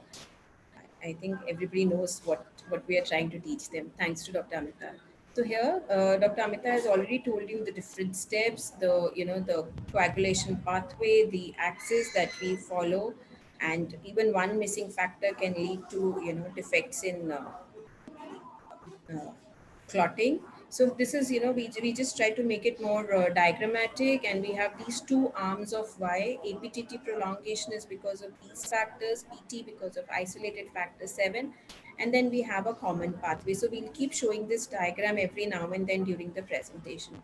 So our second patient is a 6-year-old boy who was referred with recurrent joint bleeding, and there is history of prolonged bleeding after circumcision during infancy. So on examination, what we find is a right knee joint is swollen, warm and tender, and the movements are restricted. So Dr. Gomber, what do you think, what are we dealing with? As per the clear-cut history, this is a case of most likely a case of a hemophilia, where you have a hemarthrosis being seen in the right knee joint. Right. So what we have here is a deep bleed. So definitely there is some problem with the coagulation. So ma'am, Dr. Jyoti, what investigations, you've already said this, but what investigations would you like to do in this child? I'll first go for a APTT test, and if it is prolonged, it's likely to be hemophilia. You can do a PT APTT together. So this is, ma'am, again to reinforce that there's no role of clotting. This capillary clotting time has only one role: viper venom bite when you're giving anti-snake venom, and no other role. Bedside only for viper venom bite while titrating the dose of anti-snake venom. No other role. Thank you. So this is what we get, ma'am. As you suggested, you would like to do only APTT. APTT is 100 seconds against a control of 27 seconds. So, that's if the mixing APTT with is normal prolonged. plasma, if it gets corrected, we know it's factor deficiency 12, 11, 9, and 8. 12 doesn't cause bleeding, 11 causes mild bleeding, so it is most likely 9 or 8. So we should go in for either straight away for 9 and 8 assay and come to the diagnosis. So the child had shown correction after incubating with normal plasma. And Dr. Anand, how will you confirm the diagnosis? As ma'am said, I think ma'am has already answered that we go directly with the factor levels and confirm. Right. So hemophilia, all of you know, it is a congenital disorder where you have deficiency. It can be A, B, C, depending whether it's a deficiency of factor 8, 9, or 11. There are different severity, but if the factor level is above 30%, there is hardly any bleed that we see. So now moving to Dr. Gomber. Here I would just like to add one thing. till Yes, the ma'am. age of 6 months, factor 9, 25% is also normal. 6 Okay. months. So factor 8 is 50 to 150, but for factor 9, till the age of 6 months till 25, 30 is the lower Is the limit of normal. normal, because I have received patients who were wrongly diagnosed as factor 9 deficiency, forgetting the pediatric range, and most labs give the adult range of 50 to 150, and then a child comes with 40% or 35% factor 9, it's presumed that the child has got factor 9 deficiency. So that should be kept in mind. Only Thank factor you. 9. So factor 9, we can be comfortable even with a level of 30%, right? So, Yeah, if sir, it's a how child will is less than 6 months of age. 6 months? So how will you manage this patient, Dr. Gomber? Well, regarding the management, you have mainly two kinds. That is the episodic treatment and the prophylactic treatment. Now, keeping in mind the episodic, there are guidelines which are there in the Hemophilia Federation Society has given for the resource constrained countries like India, that for arthropathy, we need to raise, we must know this much, that factor 8, if I give 1 unit, it raises by 2%, and for factor 9, 1 unit raises by 1%. So you need to find it out where the child has bled. When the child comes to the emergency, supposing it's an arthropathy, you need to raise it to the level of about 30%, 50%. What I want to give the practical thing is that you give one dose and the child goes back, and then you don't ask them to come for another 2 or 3 days. This is very important, that if the child has had arthropathy or a bleeding into the joint, one needs to come for the 2 or 3 days, depending on the, you see, just giving one injection sometime can give rise to again a relapse. Now the question is, here it is written that price is the first aid which is done. That is, you have to give the protection, and then you have to, rice is this is the restriction, ice, application of ice, compression, and elevation. But then I said you need to give the factor 8 or factor 9 depending on what area has been involved. And recently, not recently, but for now, prophylactic therapy to reduce the total amount of the factor has also been started. And 10 to 20% people, there are a lot of studies. Some people say thrice a week. Even some people have done twice a week. We in our center at GTB have been doing only raising by 10%. You see, you 10 units, sorry, 20% at twice a week, and they have been doing so well that children who used to come again and again with the recurrent bleedings, they have not been coming. So this is what is the latest. And So now, you would like to put them on a chronic replacement therapy rather than the episodic one. yeah, That's what you're because the trying to say. requirement in totality, now the new drug has come. I think there's another question, so I'll not Yes. elaborate on that. So I think this is the new drug which Dr. Gomber was talking about. So Dr. Anand can tell us briefly about it. So emicizumab is the latest exciting molecule, which is a bispecific humanized antibody, which could be used either for hemophilia patients or for hemophilia patients with inhibitors. So basically, just like factor 8 binds to factor 9 and factor 10 and helps in the coagulation cascade, this monoclonal antibody can be given subcutaneous, is generally given once a week for 4 doses as loading and then maintenance doses, and has helped both patients with or without inhibitors to hardly have any bleeding. So this is the way forward. Of course, it's quite prohibitively expensive, is available on a compassionate basis to many of the hemophilia units like ours, and has helped a lot of patients, particularly with inhibitors. So that's So it's something which just we to can look forward to. tell you, and all of us are desperately waiting for the gene therapy to come in and help our patients with hemophilia. So moving on to the next case.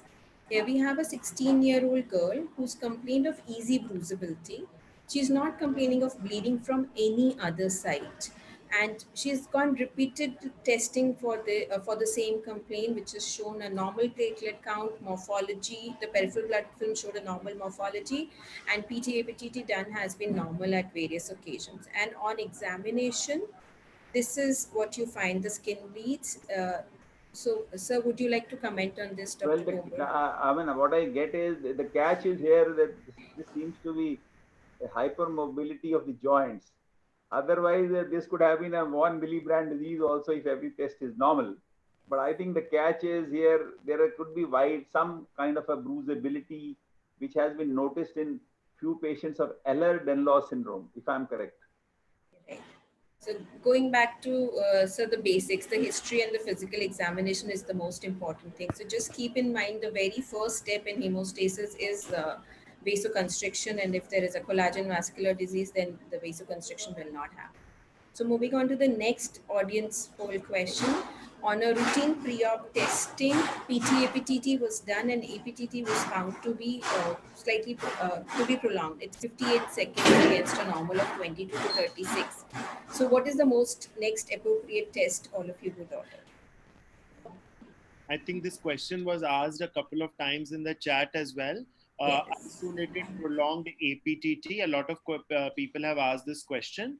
Isolated prolonged APTT in a pre-op screen. What is the diagnosis, you know? And this was asked many times.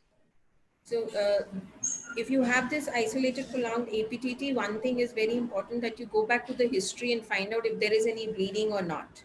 That's the most important thing. And then, you know, a mixing study would, I've already given the answer, Manas, I'm so sorry for this. Right. But we can see the results of the polling. Everybody knew it before I answered. You know, I think the most important thing is to highlight the approach, and that is what we are here for. So we are happy that what prolonged APTT, first of all, go back and check the APTT, make sure that the APTT is really prolonged, because a lot of times the sample is not correct. Then do a mixing study. And if the factor gets corrected, if the APTT gets corrected, then you go and look at individual factor like factor 8 and factor 9. So with that, we move on to our next. Yes, sir, you would like to add something? No, my question to Dr. Jyoti was that we still do that absorbed plasma, No, so the absorbed plasma standardization is a big issue. So what we do in our lab is we do the mixing study, and we do with normal plasma and age serum. So we get an idea with that. So, and then we go in for the mixing with the, nowadays the guidelines say mixing with the factor deficient plasma. A single test with mixing with the factor deficient plasma, getting the correction and deciding what to do. So, sir, with that, we'll move on to our next patient. It's again a young adolescent female who's been referred by a dental surgeon after prolonged bleeding after a dental procedure. She's also complaining of heavy menses, and physical examination again is unremarkable.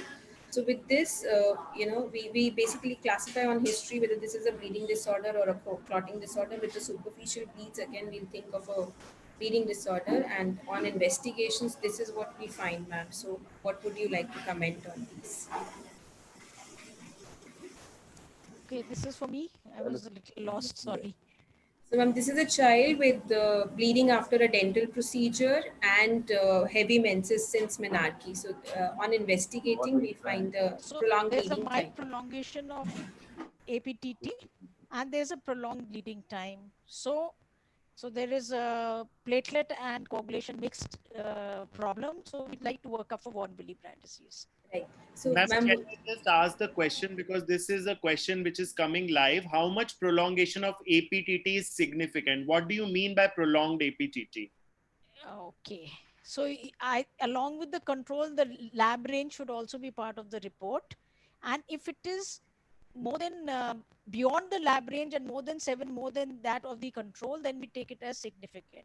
The range should also be there. Ma'am, it's a very important question that we in our lab, they say 1.5 times of the APTT only is abnormal. Is it true? So no, not 1.5 times. 1.5 times would be from 30 to 45. Yeah. So that is a little too much. You should have your lab range. Like if the lab is control is 27, but the range is from 25 to 32, then 33 is not abnormal. It's just 1 second beyond the range. So with the permission of the rest of the panelists, just a thumb rule for our participants. For a young baby, a neonate, 1.5 times the normal lab range is a useful thumb rule. Yeah, that is for Jyoti is here for a newborn. because it's much higher. For older children, 6 seconds for APTT and 3 seconds for PT is a useful thumb rule. These are thumb rules. These are not absolute. So 6 seconds for APTT and 3 seconds for PT are thumb rules to say, yes, you know, we would need to evaluate further. Like ma'am rightly pointed out, 1 or 2 seconds higher is often because of transient antiphospholipid antibodies, which are not allowing the APTT to get corrected.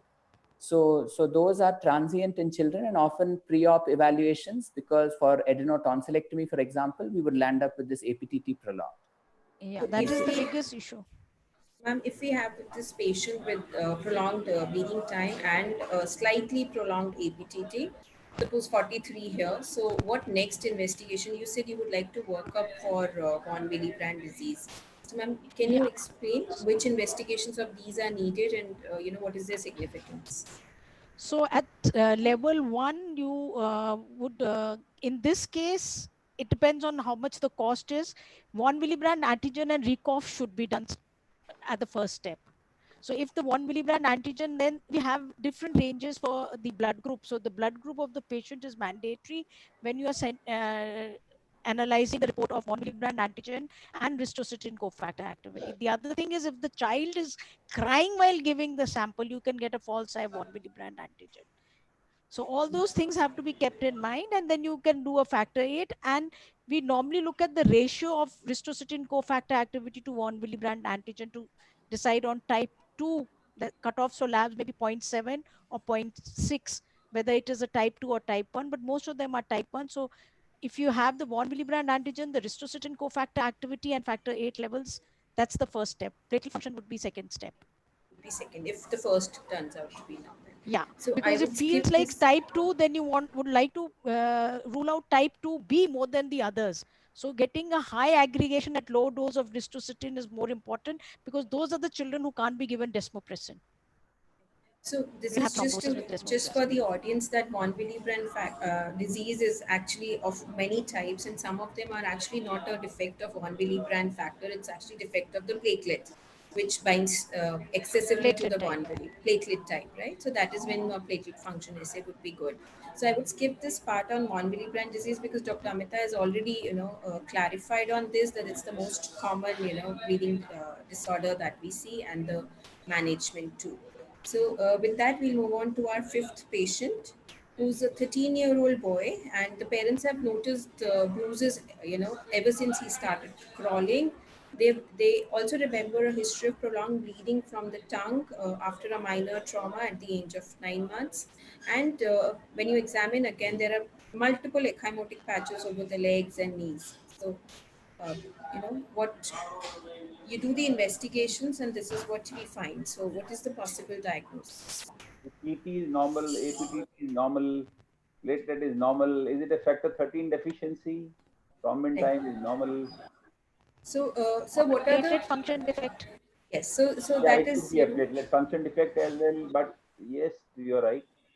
Yeah, so here we have, as sir and ma'am, both of them have pointed out, if you have a child with skin bleeds, mucosal bleeds, and all the tests come out to be normal, then you are thinking in terms of a factor 13 deficiency or a platelet function test.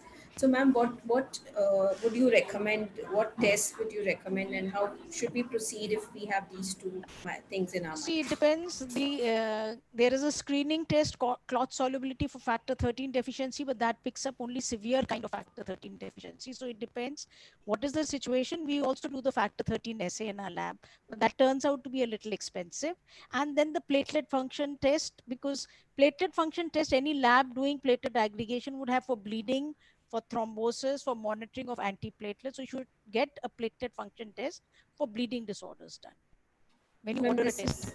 This is what the platelet function test looks like. Can you just explain what this means?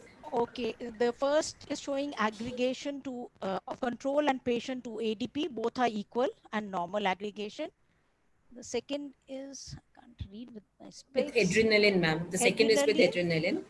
Third is with collagen. All three are normal, but in the fourth one, with high dose ristocetin, the control is giving agglutination, but the patient has a flat curve. So that means there is absence of ristocetin induced platelet agglutination or aggregation. That could be either because of von Willebrand disease, or it could be because of the platelets, that is Bernard-Soulier. So then we next step go in for a mixing study to confirm. So this is the ristocetin induced repart test, and here if it is absent, ideally you should add cryo or normal plasma and do the, in the same setting, the lab doing the platelet aggregation should do the mixing and tell whether it has got corrected by cryoprecipitate, which is providing extraneous von Willebrand factor. So that's what we do in our lab. So if it gets corrected, then it confirms that it is von Willebrand disease. Right. And ma'am, what is the role of flow cytometry for diagnosis of these platelet function Flow disorders? has a major role. In fact, whenever we diagnose a Bernard-Soulier or a Glanzmann thrombocythemia, we always write in our report, advise reconfirmation via flow cytometry. But then standardization, doing the test, and then parents coming in for the second time, it's very rare. No one has ever come in to us for the second time for a flow cytometric based assay. But as per the guidelines, there's a major role. So these are the two common platelet function disorders that we see, and platelet morphology, as ma'am said, would help in differentiating between a Bernard-Soulier and Glanzmann. So thank you, ma'am, for that feedback, and I personally learned a lot with that. That you should be doing mixing studies along with the platelet aggregometry in the same sitting. So moving on to the next patient, this is for Dr. Gomber. Reinforce the fact that if we have a normal PT, normal APTT, and a normal platelet count, and this child is still bleeding, the two important DDs are factor 13 deficiency and platelet function disorder.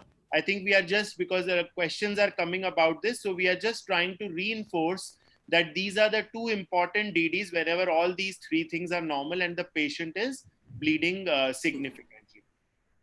So, sir, moving on to Dr. Sunil, sir, we have this 7-month-old baby who's had history of diarrhea 2 weeks back and took some oral medications for that, and fell down at home. It was a trivial fall and developed this, ghastly-looking bruise and a big ecchymotic patch over the thigh, and is not able to move that limb.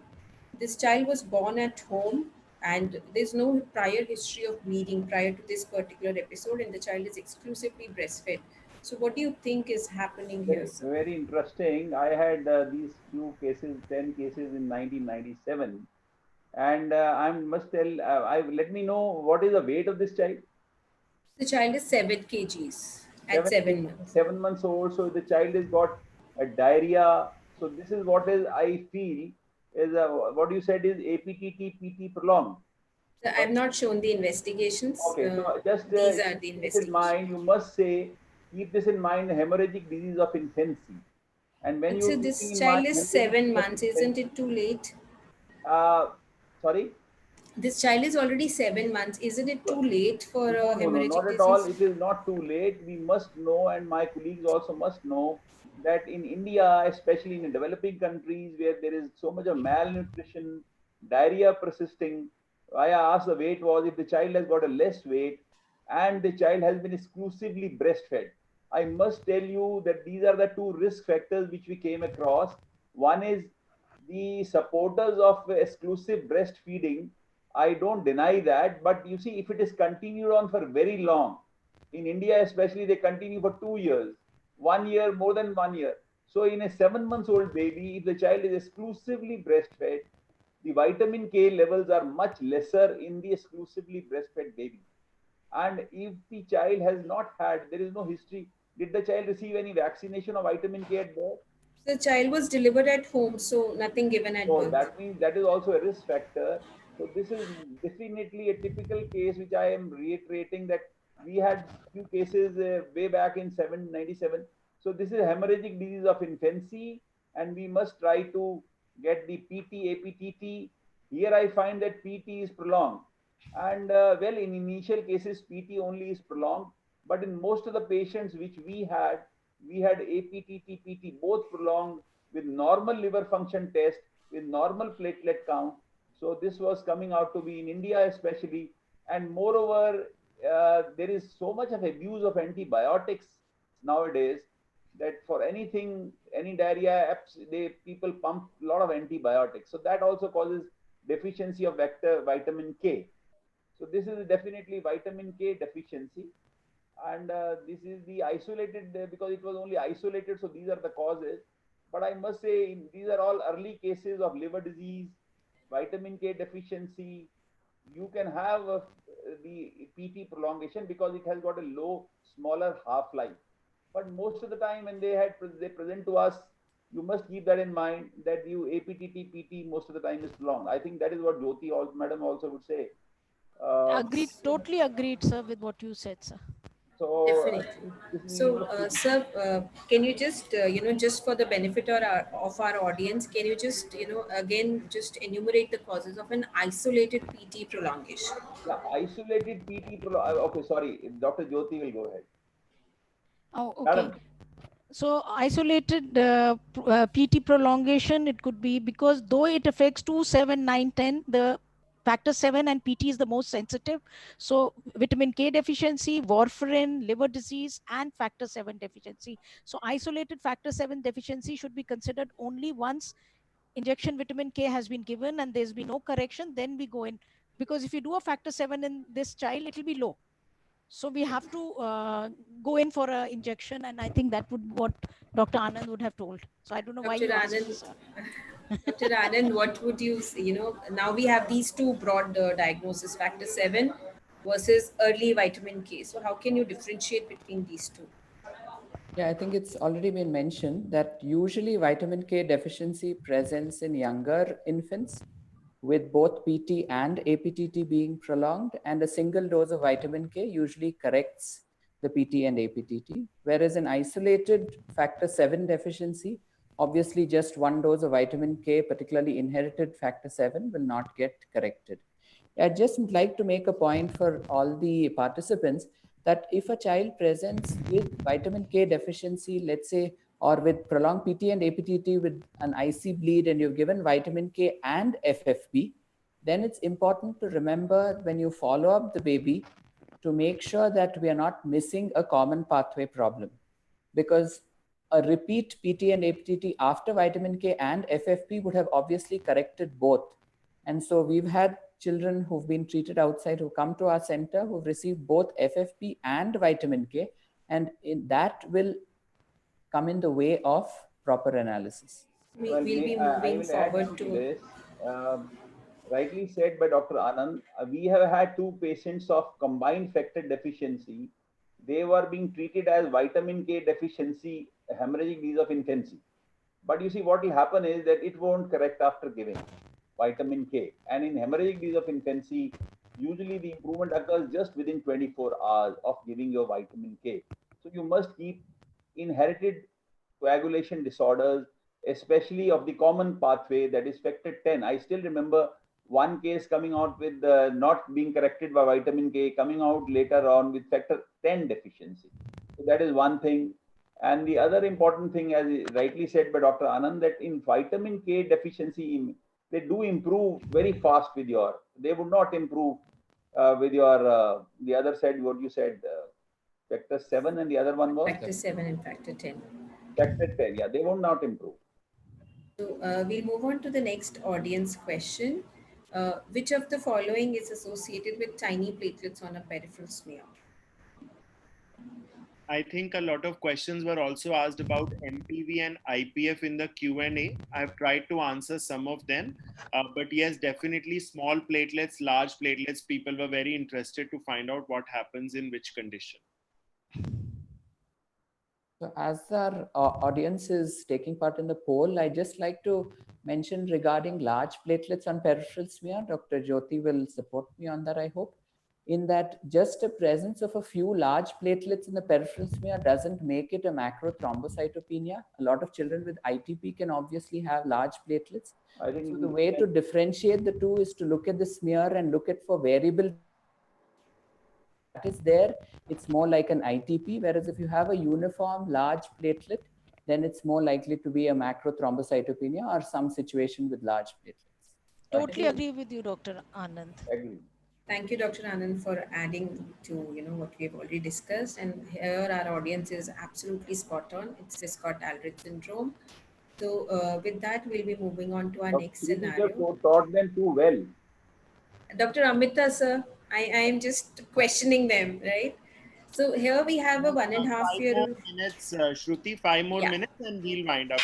Sure. We have a 1.5 year old female, ma'am, here who's had fever, progressive pallor, abdominal distension, and her CBC is showing anemia, thrombocytopenia, and blast. She has a TLC of 3,78,000 and PT-APTT come out to be no clot. So what would you like to suggest? Why is it like this? PT-APTT no clot. PT-APTT no clot. What has been seen as blasts are the promyelocytes. That's one thing we have to keep in mind. So could it be an acute promyelocytic leukemia which is send the child into a DIC? Right. That is the first thing to be kept in mind. Right, ma'am. The other issue, I don't know if there's a pre-analytic, I cannot tell from the... Sure. And ma'am, anything you would like to say about, we commonly see these patients with cyanotic heart disease who have a very high hematocrit. Okay. So you haven't given me the total RBC count and the HB is not very high. Otherwise, I would have said. Right. So suppose we have a patient, ma'am, with a cyanotic heart disease. The hematocrit is about 60. So what dilution would you suggest? That's why I said pre-analytic I cannot talk about. So you have to correct for the hematocrit. The higher the hematocrit, lesser is the plasma. So the citrate in the tube becomes too much for the sample and you'll have very high PT and APTT. So the general formula is 60 into 4.5 divided by the hematocrit, or you have a correction of the amount of citrate. There's for 50, 69, I think we may be having the table which you can show to them. So you have to correct for the amount of hematocrit, the amount of citrate. That's exactly what I wanted everybody to know, ma'am. If you have a very high TLC, if you have a very high, RBC count, then you have to do a correction, right? You have to do a correction for the amount of plasma there is. Child who's bleeding with both prolonged PT and APTT, this is, what we are looking at, the combined pathway, and these factors have to be kept in mind, right? Then this is just what I want to show you. This is a 10-month-old child with this swelling, and the child has come with history of prolonged bleeding from all the injection sites. And this is what we find here. Hemoglobin is 5.6, platelet count of 80,000, and both PT, APTT are elevated. So child is going in for DIC. Maybe there's so much of big hemangioma was there. Yeah, that's right. So hemangioma causing DIC. So APTT, PT prolonged, PD dimer is also elevated. Right. So if you see such a picture where all the parameters are going up and down, then you have to think in terms of consumption coagulopathy. Of course, the scenario will help. Whether the patient is looking like with in DIC or not, right? Then finally, one more audience question: the euglobin clot lysis test. This is done for which bleeding disorder?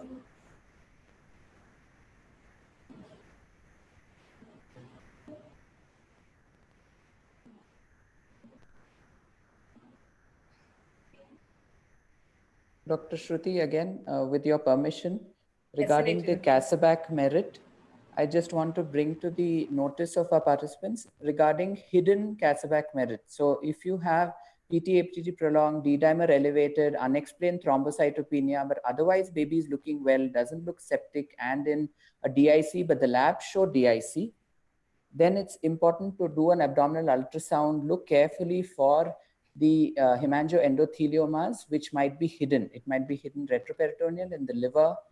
And so it's not always very obvious on the skin. Thanks. Right. So that's an important point to do an ultrasound abdomen, right? Thank you, Dr. Anand, for that. So can we have the poll results here, Dr. Dinesh?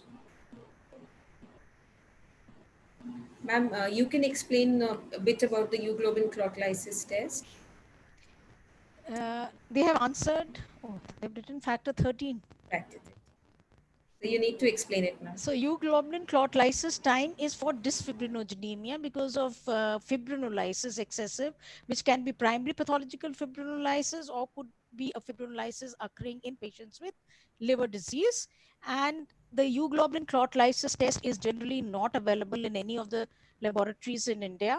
Even All India Institute Hematology doesn't do it, but one should know about it, and it is for the increased fibrinolytic activity, and that can be picked up by other tests which are available like FDPs rather than D-dimers. The FDPs pick up, and someone had put in the QA session, difference between FDPs and D-dimer are the same. They are not the same.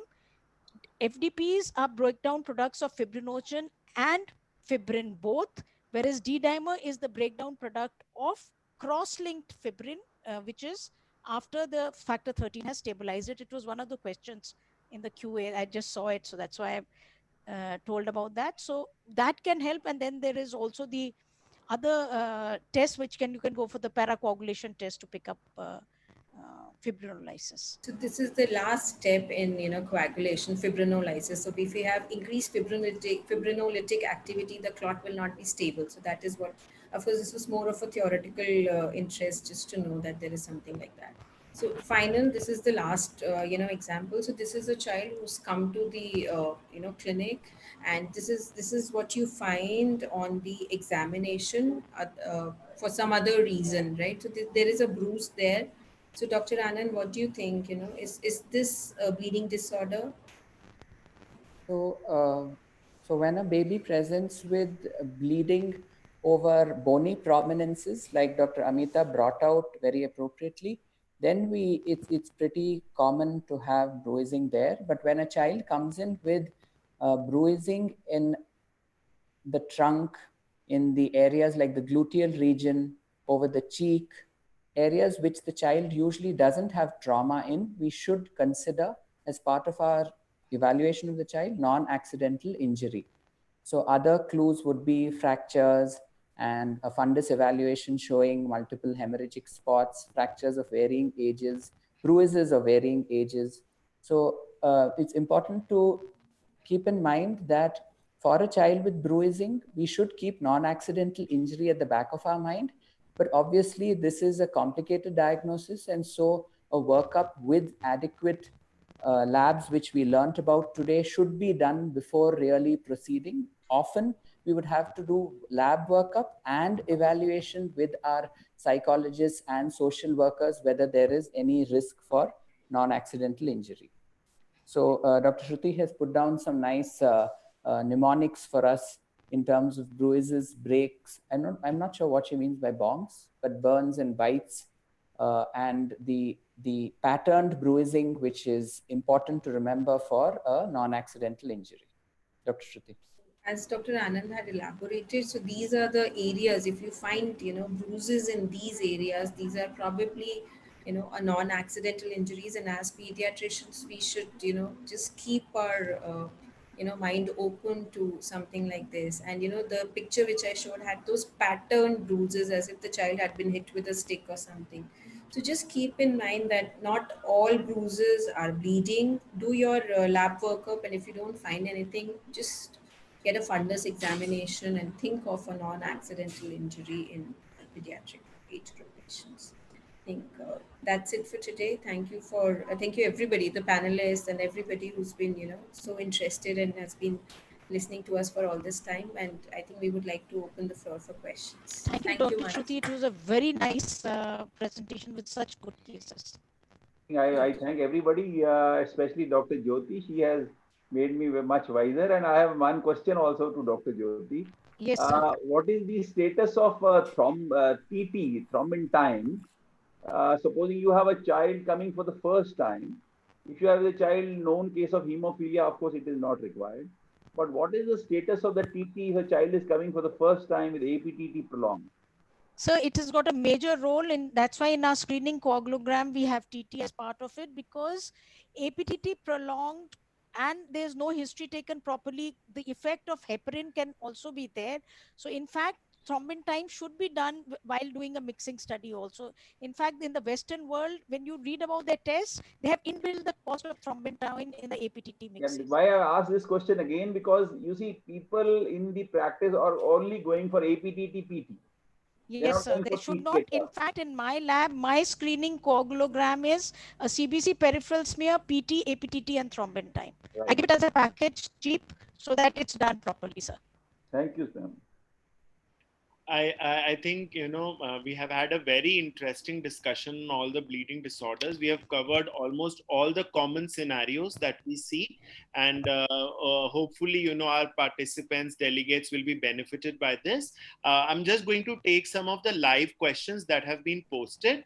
Dr. Jyoti, this one is for you, and you have already answered this, but it is a little tough. So I would, request you to answer this again. What is the difference between FDP and D-dimer? Can you please clarify that once again? Okay. So when plasminogen gets converted to plasmin, it can break both fibrinogen and fibrin into products. So whenever there is breakdown of fibrinogen, we get, and fibrin both, we can get FDPs. Whereas when the fibrin is stabilized by factor 13, we get double Ds. And that is broken down by plasmin, we get D dimers. So D dimers are specific for a thrombin activation, breakdown of fibrin. So it's important for DIC diagnosis as well as for the diagnosis of DVT. Whereas FDPs, and what happens, these private companies, they propagate FDPs as the replacement of D dimers. That should not be done. So that is most important. FDPs mean only fibrin or fibrinogen. So if you have a high FDP, it does not mean that it is a DIC. It could be fibrinogen breakdown, and that occurs very often in liver disease. So FDPs, D dimers are the ones which are specific for DIC, and they're part of the DIC scoring system also. You've answered that very well, ma'am. Thank you. The next question is, and it's open for all the panelists. This is, can history of antiphospholipid syndrome in the mother during pregnancy have any relationship to infant coming with hemarthrosis at 10 months of age? So this is at 10 months of age and the mother had APLA. Will that have any bearing? Should not. Should not. Maternal APLA is known to be, maternal APLA is known to be associated with thrombosis in newborns and even stroke in newborns, or even intrauterine stroke. So a baby born with hemiparetic cerebral palsy. But if a baby comes in at 10 months with hemarthrosis, this is probably factor 8 or 9 deficiency or one of the other rarer primary inherited bleeding disorders, and maternal APLA doesn't have anything to do with it. Sure. In older children, APLA can cause thrombocytopenia as a part of a syndrome complex of ITP.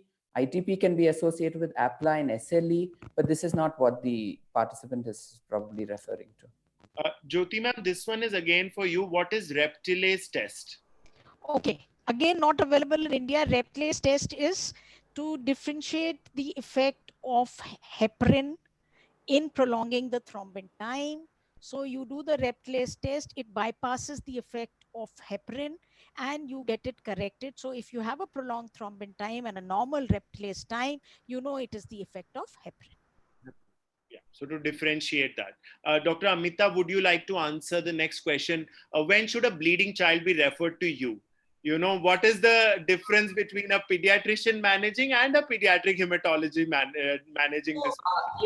I mean, I think other than when you are dealing with hemorrhagic disease of the newborn, where you would just give vitamin K, it is reversed and there are no long-term implications. I think other than that, if there is a child with bleeding disorder, they should be referred to a hematologist. One, they may need some, whatever management is needed. Second, for formal counsel in terms of long-term implications of that diagnosis. And thirdly, whether antenatal diagnosis is relevant, for that family or not.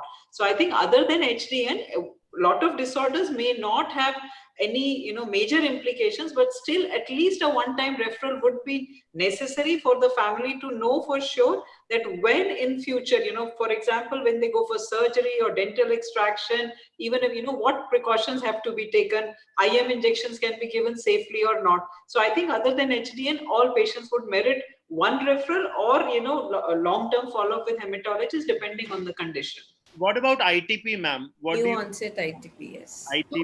So newly diagnosed ITP, like we said, if the pediatrician is comfortable, that is perfectly fine, or in discussion with the hematologist. But anybody with persistent or chronic ITP merits a referral to a hematologist. Definitely. Chronic ITP, I think better to have a hematologist involved, definitely. The next question is what to do with asymptomatic large cutaneous hemangioma. I think, we all are always troubled by this. Get our vascular surgeons involved, give some steroids, give some propranolol. These are difficult situations. And if anybody wants to take this question, Manas, I'm happy to take that. Yeah. Yes, Anand. Most hemangiomas in infancy would, as I'm sure many of you are already aware, would decrease in size as the child grows, and most of them don't require any aggressive management. It's important to differentiate hemangiomas from hemangioendotheliomas and tufted angiomas, because the Casaback merit, which Dr. Shruti brought out nicely today, occurs as a complication only in hemangioendotheliomas and tufted angiomas. So a routine hemangioma will not cause a prolonged PT, APTT and a thrombocytopenia. So it doesn't require any urgent management. If the hemangioma is affecting the upper airways, then propranolol usually works, and it is something which, in consultation with a pediatric surgeon or a pediatric hematologist, I'm sure a pediatrician can treat. But most hemangiomas in infancy would resolve spontaneously. Sure.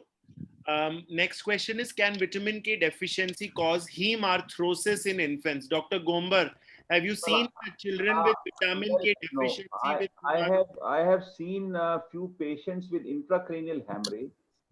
I have seen few patients of nodular purpura coming with vitamin K deficiency in infancy. Hematomas, yes. Hematomas, but not as hemarthrosis. Yeah. So can arterial blood be used for testing PT, APT? Shruti, would you like to answer this? So most arterial lines will have a heparin flow. So you should not be taking your sample for PT, APT. It's going to give you false results. If a child has a central line, better to prick and take a sample to be very sure that, we are not doing a wrong thing. Dr. Jyoti, can you answer this question? After how much time we can get the factor 13 levels done? So, a child bled after trauma. Factor 13 is typical to have late bleeds. The trauma happens now and the bleed happens later. So this child presents and somebody has given FFP. Now, when would you like to do a factor 13 level or a clot lysis analysis in this patient to make a definitive diagnosis? I would like to give a gap. Depends on, but many times we are forced to do it immediately and it goes as a false negative test. Yeah. So I think the half-life is 9 to 10 days. 9 to 10 days. So you have to wait for minimum that much time. Prior to next infusion would be a month later. So that's right, ma'am. So, we see that our factor 13s, we give them once a month FFP and they are fine for 1 month. That means there is some factor lingering on in their bodies for 2-3 weeks. So I think we would wait before the next infusion and then don't go for clot solubility test. Go in for the factor 13 assay. You'll get a value.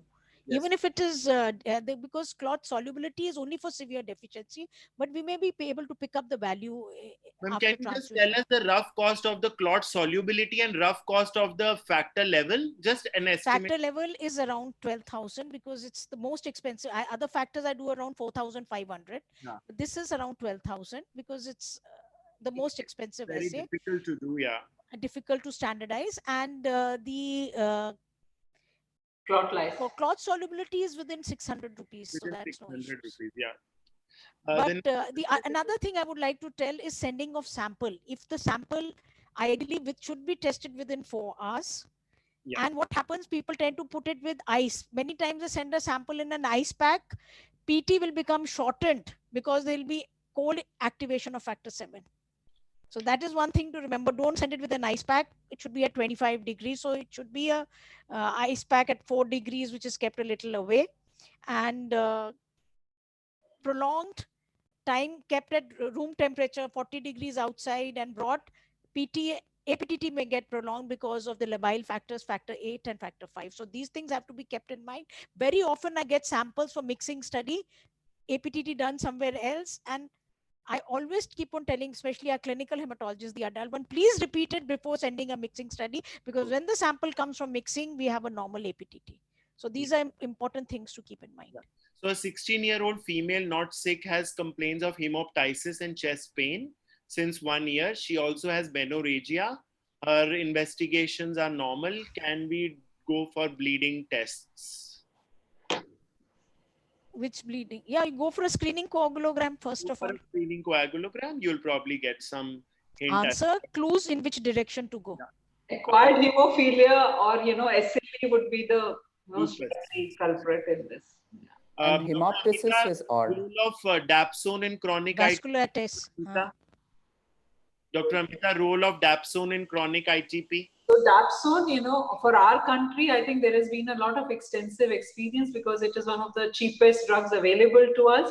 And based on, you know, different studies, the response rate may be about 40 to 60%. It's easy to use, but you know, we have to give it for some time before we consider it failure to Dapsone. So about 40 to 60. A lot of studies. I think Dr. Maman Chandi was very fond of it. Yeah. So I mean, we all use it, and because you know it's safer compared to all the other options that we have. But yes, not everybody will respond.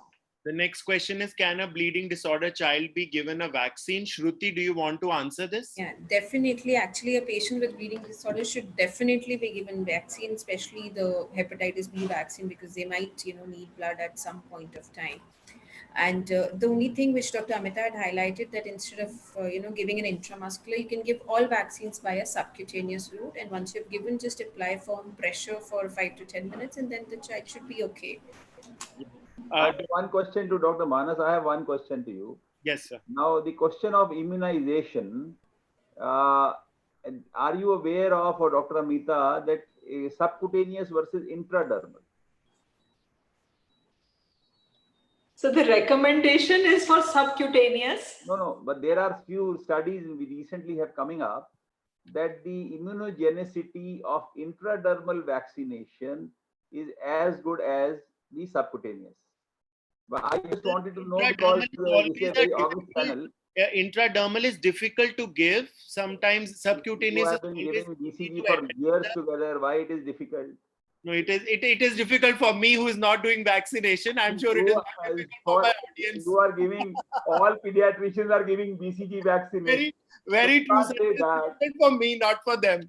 But my question is, why I raise this question is because this time I have taken up this study of subcutaneous versus intradermal. So maybe in some time we'll give. So I think you will be the right person to give us the answer probably next year once you have completed the study. What is the D dimer value which is significant to diagnose DIC? D dimer value significant to diagnose DIC. The problem is D dimer comes in different units. Some give it in FEU, some give it in D di units, some give it in micrograms. But it's equivalent. 0.5 or 500 is equivalent for D dimer in FEUs, and normally we look at the fibrinogen equivalent units. So it may be 0.5 or it may be 500. They are equivalent because different ways are given. And when we talk about DIC, the cutoff for pediatric DICs have not been given as such, but what the scoring system says, it should be moderate to severe increase in D dimer for apparent DIC. So if it is crossing 1000, of it's crossing 1, and you have a prolonged PT, you have a prolonged APTT, you have a prolonged TT, you have slightly low platelets, and you have, but the guidelines are very clear. You consider D dimer for diagnosis of DIC if there is a clinical setting leading to DIC. That is what the ISHTH guidelines for scoring of DIC say. So if that clinical setting which is likely to cause DIC is there, you have a prolonged PT, prolonged APTT, and you have slightly low platelets, and you have a D dimer above the cutoff, at least twice the normal value, think in terms of DIC. DIC, okay. I think a lot of messages about the vaccination have come from our delegates. So there is a message saying BCG volume is low, all others are more. So difficult. Another Dr. Pritesh has also said this. Dr. Pritesh is my friend from Hyderabad. He also says the same thing, that, you know, the volumes We're are giving IPV nowadays, Manas. We're giving IPV under the national vaccine schedule as intradermal. IPV can be given intradermally. So thanks for that. You know, I think the last question is 6-month-old baby getting hematoma after vaccination. All the investigations are normal. Dr. Devendra Gaba has asked this question. We give 2 differentials. Delhi. Sir, thank you for the question. Shruti, do you want to take this? Yeah, Manas, actually, you had even reiterated on this that if, you know, child has bleeding and you have all the baseline investigation screening test normal, then you have 2 main differentials, factor 13 and platelet function defects. So I think Dr. Jyoti should be contacted for doing these investigations. Sure. I think I would like to thank all the panelists for a very hearty discussion, and your participation. It was really interesting to have the inputs first from the didactic lecture and then from the panel discussion. Thank you to all the panelists, all the dignitaries who were there today, and also all the participants. Dr. Dinesh, Dr. Shalini, if you can close the session for the day, please. Are you there, Dr. Dinesh? Thank you. Thank you, Yeah, Manas. It was really an informative session, and thank you all panelists and all dignitaries. Thank you all the attendees. Tomorrow also we will be having a very interesting session on the pancytopenia, and we'll be meeting again at around 2:30. Kindly be on time. Thank you. Yeah, in the last Shruti is also there from Ludhiana. It is called Sasriya Kal, copy to all. Thank you. And Probably I I've would never like to used thank that in my everyone. life. It was a pleasure interacting with all of you, and I learned a lot of pediatrics. Same I here, also ma'am. learned a We lot. learned a lot of things from you. Thank you. So Thank much. you. Thank you. Thank Thank you, you. Dr. Manas. Thanks for the opportunity. Thank you. Bye-bye.